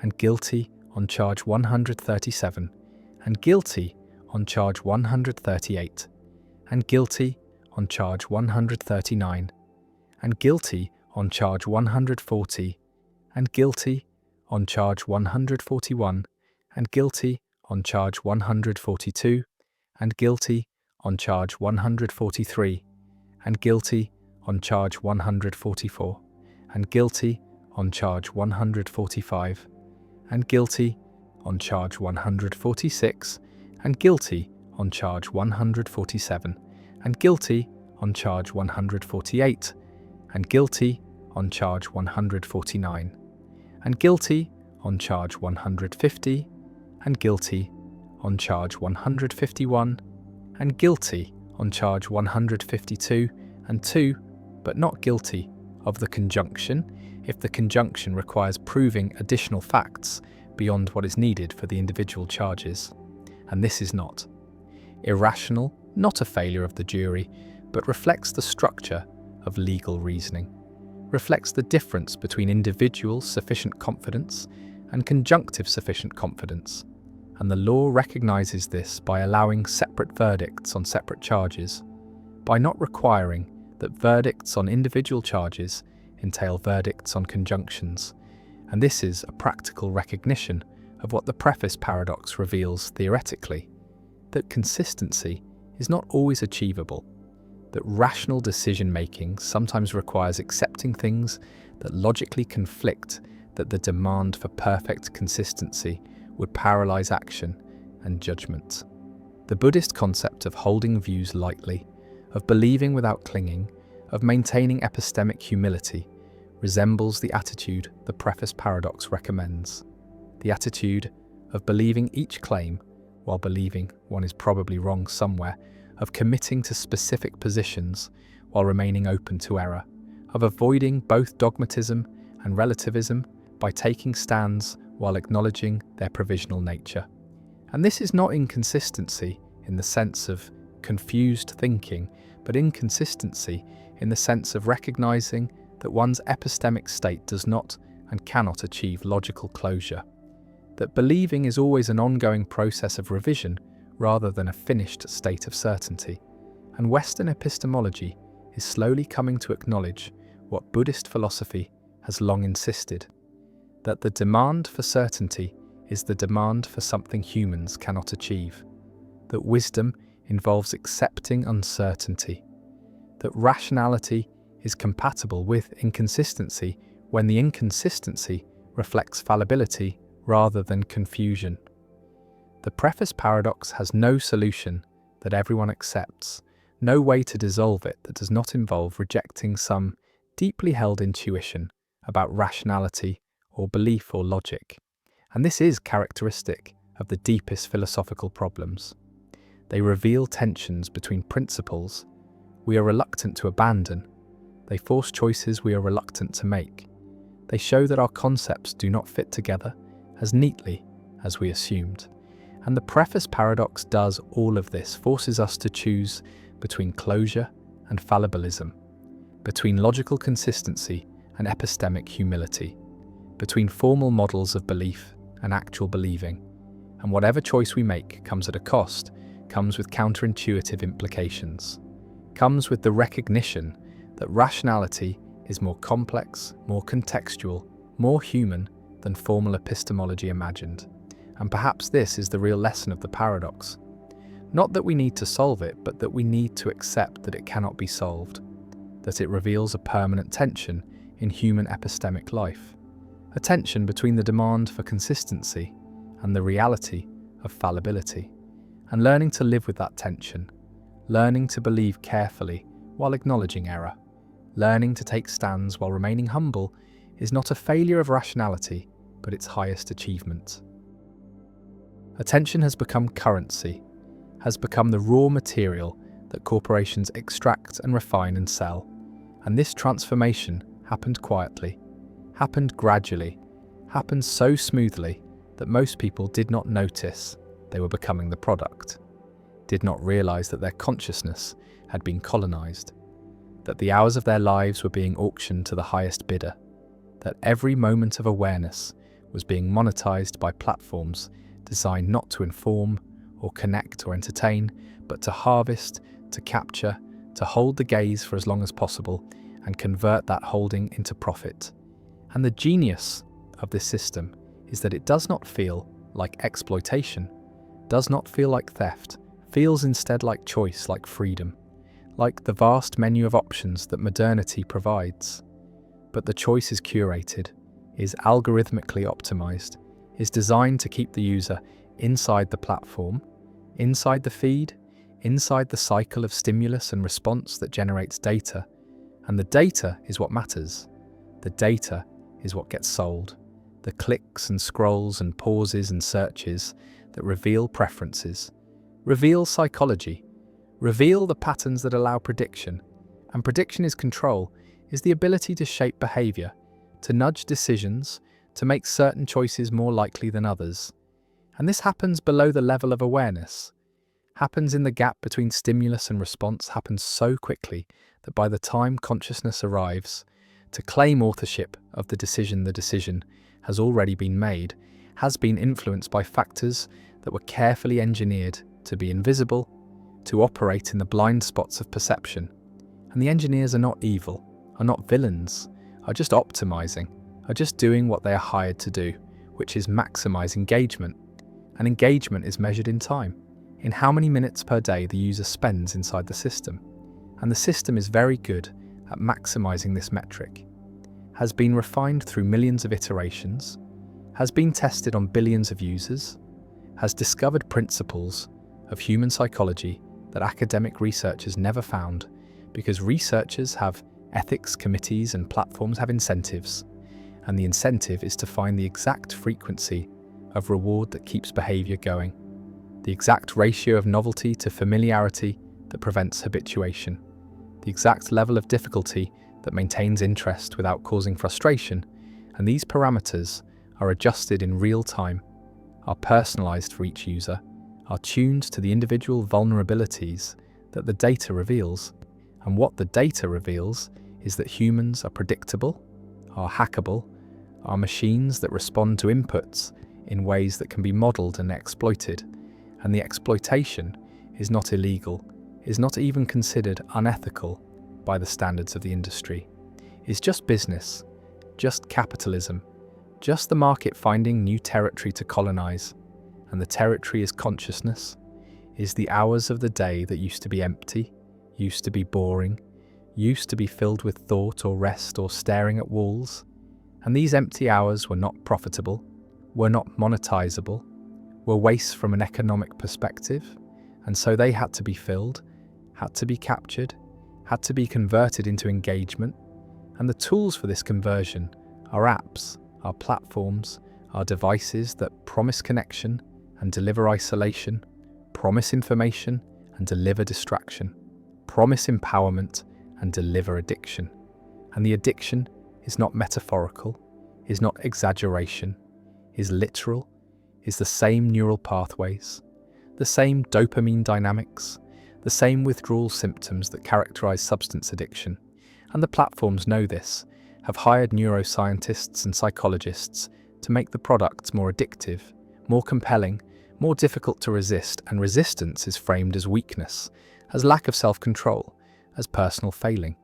But this framing obscures the asymmetry of power, obscures the fact that individuals are competing against teams of PhDs with unlimited resources and sophisticated tools. And in this competition, the individual always loses, always ends up scrolling, always ends up checking, always ends up giving the platform what it wants. which is attention, and attention is finite, is the one resource that cannot be manufactured or expanded, is strictly limited by the hours in a day and the capacity of the nervous system, and so the competition for attention is zero-sum, is a war where every platform is fighting every other platform, and all of them are fighting against sleep and work and relationships and anything else that might occupy consciousness. And the platforms are winning, are capturing more hours every year, are extending their reach into moments that used to be sacred, used to be protected, used to be offline. And offline is becoming a luxury, is becoming something only the wealthy can afford, because opting out requires discipline and alternatives and the knowledge that opting out is even possible. And most people do not have this knowledge, do not see the system, do not recognize that their attention is being farmed, and even those who do recognize it often cannot escape, cannot resist, because the platforms are too useful, too convenient, too integrated into the infrastructure of modern life. And to reject them is to reject participation, to accept isolation, to make life harder in exchange for autonomy. And most choose convenience over autonomy, choose connection over sovereignty, choose the platform over the void. And the void is what waits in the absence of stimulation, is what the constant connectivity is designed to prevent, is boredom, is the experience of being alone with the unoccupied mind. And boredom has become intolerable, has become something to be avoided at all costs. And the cost is attention, is consciousness, is the capacity to think without distraction, to feel without mediation, to simply be without needing external input. And this capacity is atrophying, is declining with each generation, is being bred out by an environment that never stops demanding response, that never allows rest, that treats every moment of inactivity as opportunity, as potential engagement that must be captured. And the capturing is called user experience, is called interface design, is called growth hacking. And these terms sanitize what is happening, make it sound technical rather than predatory, make it sound like optimization rather than exploitation. But the experience of the user is not optimized for the user, is optimized for the platform, is designed to extract maximum value from minimum input. And the value extracted is not just attention, but data, not just time, but information, not just engagement, but identity, because the platforms know things about their users that the users do not know about themselves, have models of personality and preference that are more accurate than self-report. And these models are sold, are licensed, are used to manipulate. And the manipulation is called advertising, but is really behavior modification, is the application of psychological principles to make certain actions more likely. And the actions are clicking and buying and voting and believing. And what is believed is whatever the algorithm decides to show. Whatever content the model predicts will generate engagement. And engagement means time, means attention, means the user staying inside the system. And the system has learned that outrage generates engagement, that fear generates engagement, that tribalism and conflict and moral certainty generate engagement. And so these are what the algorithm promotes, what the feed becomes filled with, not because the platform wants a more divided world, but because division is profitable, keeps people scrolling, keeps people arguing, keeps attention captured. And the captured attention is sold to advertisers who want to change behavior, who want to make people buy products they do not need, believe things that are not true, vote for candidates who do not serve their interests. And the system works, is terrifyingly effective, has changed elections, has changed culture, has changed what people think is real, and reality is becoming whatever the algorithm amplifies, whatever goes viral, whatever captures attention long enough to become part of the discourse. And the discourse is not conversation but performance, not exchange but broadcast, not thinking but reacting. And reaction is what the system wants, is faster than reflection, is more primitive, is easier to predict and manipulate. And so the environment rewards reaction, punishes reflection, makes it difficult to think slowly, to consider carefully, to withhold judgment. And the result is a population that is always responding, always reacting, always engaged but never thoughtful, never deliberate, never in control of their own attention. And attention is the foundation of everything else, is what makes learning possible, makes relationships possible, makes meaning possible. And when attention is colonized, everything built on attention becomes precarious, becomes shallow, becomes vulnerable to collapse. And the collapse is already happening, is visible in the epidemic of anxiety and depression, in the inability to focus, in the fragmentation of identity, in the sense that life is accelerating, that there is never enough time, that something important is being lost, but it is not clear what or how to get it back. And what is being lost is sovereignty, is the right to one's own consciousness, the right to choose what to pay attention to, rather than having attention hijacked, manipulated, sold. And the platforms will say that users have choice, that no one is forced to use these services, that opting out is always possible. But this is disingenuous, is like saying that people choose to breathe polluted air because they could move, could leave the city, could find somewhere clean.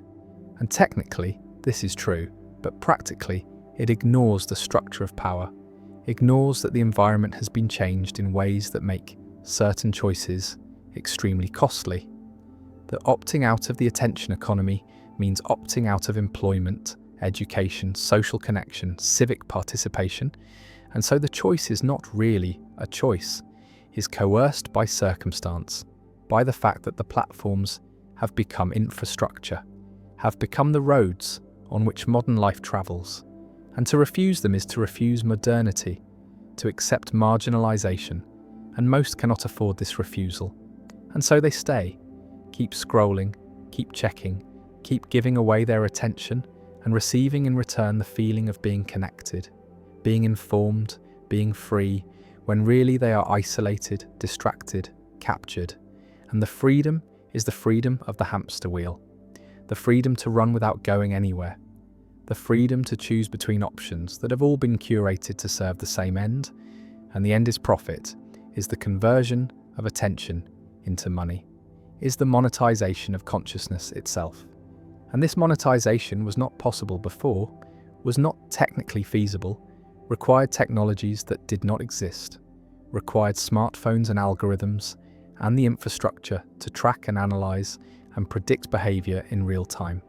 And now that the infrastructure exists, it will not be dismantled, will not be voluntarily abandoned, because it's too valuable, too profitable, too central to the business models of the most powerful corporations in history. And these corporations are not accountable to users, are accountable to shareholders. And shareholders care about growth, care about returns, care about the numbers going up. And the numbers go up when engagement goes up, when attention is captured more effectively, when the competition is crushed and the market is monopolized. And monopoly is what has been achieved, is what the platform economy tends toward, because platforms benefit from network effects, from being where everyone else is. And this creates winner-take-all dynamics, creates situations where one or two platforms dominate, and alternatives cannot compete, cannot offer enough value to overcome the switching costs.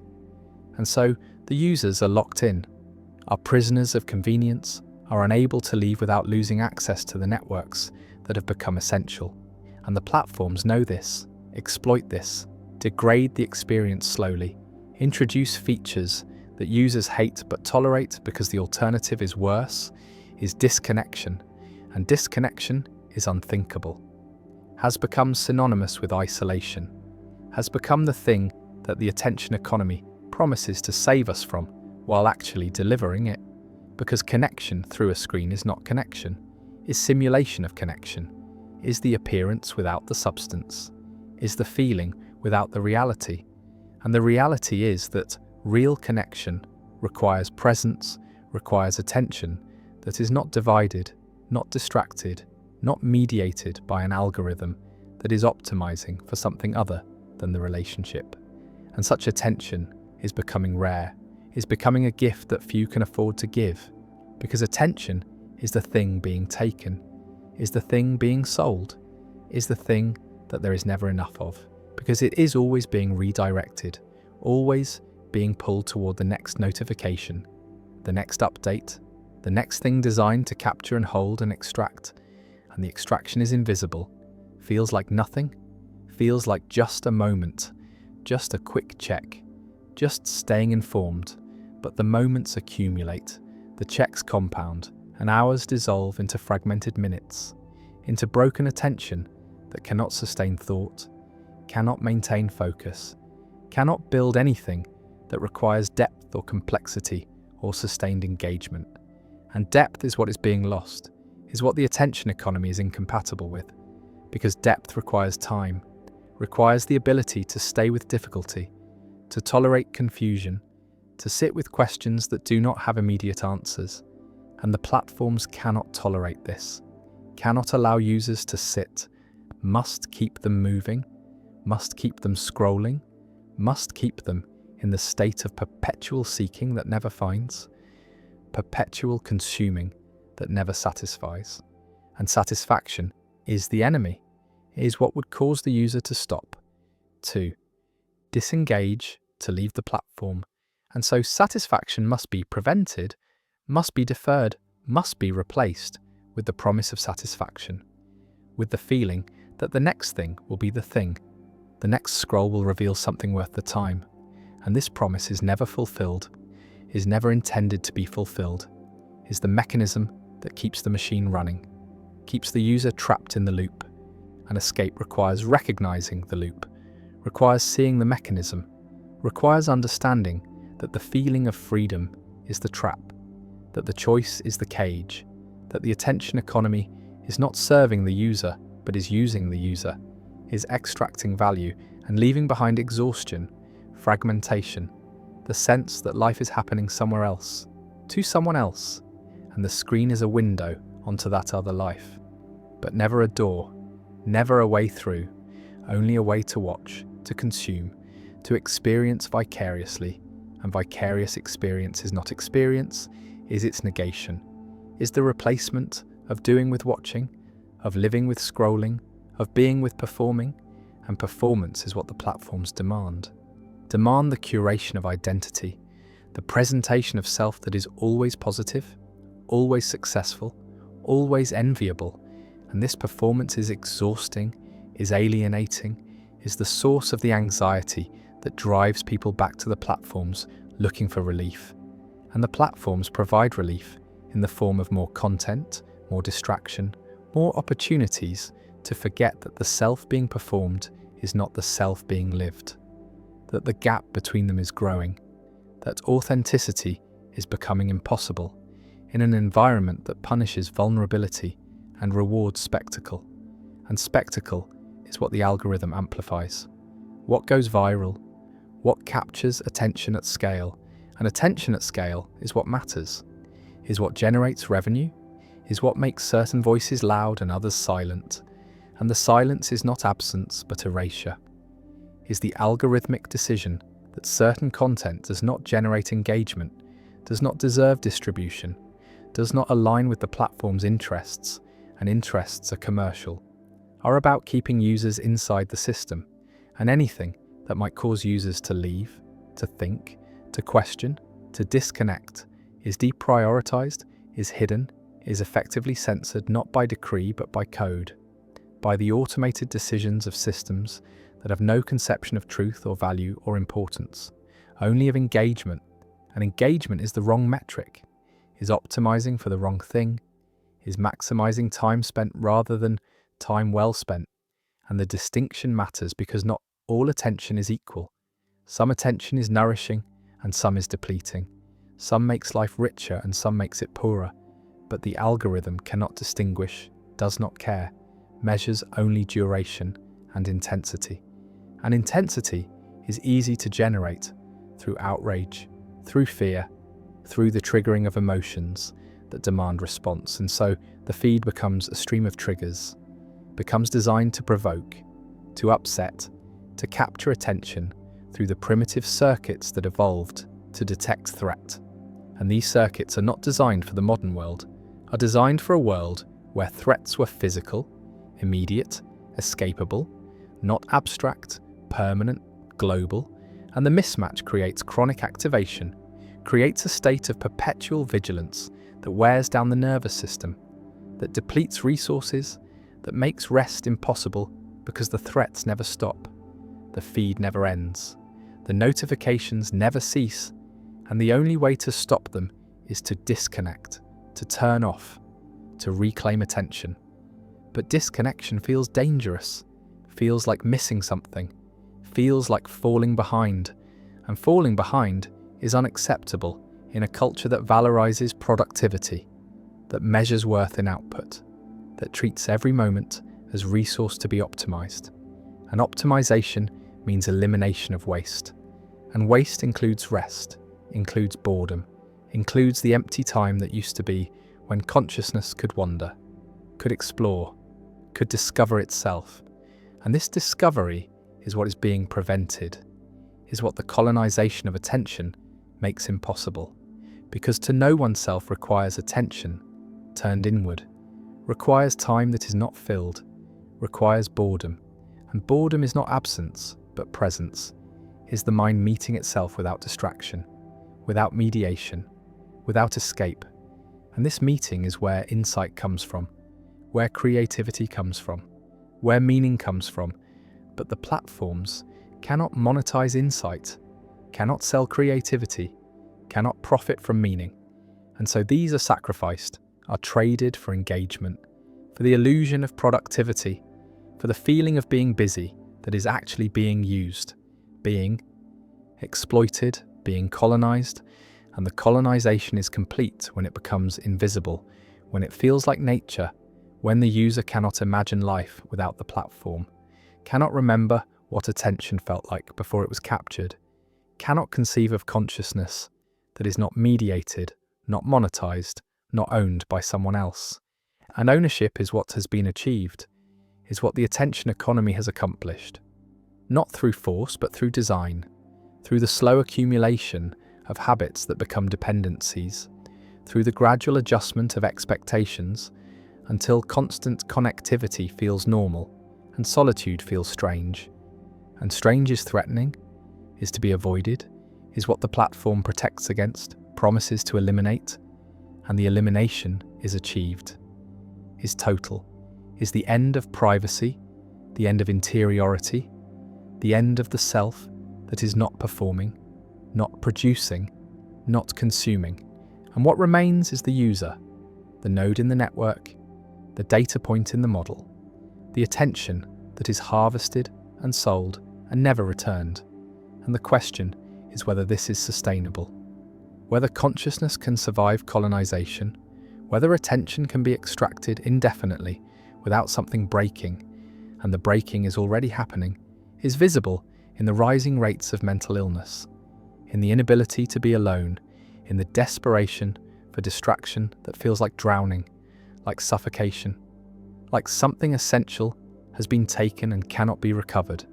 And recovery would require resistance, would require the deliberate cultivation of boredom, the intentional creation of empty time, the radical act of doing nothing in a world that demands constant doing. And doing nothing is not laziness, but rebellion, is the refusal to participate, is the reclamation of sovereignty, is the assertion that attention is not for sale, that consciousness is not a resource, that the self has value independent of productivity, independent of engagement, independent of what can be extracted. And this assertion is difficult, is countercultural, is fighting against systems that are designed to prevent it. But it is possible, is necessary, is the only way to escape the colonization, to restore attention to its proper owner, to make consciousness sovereign again. And sovereignty is not isolation, but autonomy, is the right to choose, the right to refuse, the right to be bored, to be slow, to be present. And presence is what the attention economy destroys, is what cannot be monetized, is what makes life worth living. And without it, all the engagement in the world is empty, is meaningless, is just motion, just noise, just the sound of attention being sold.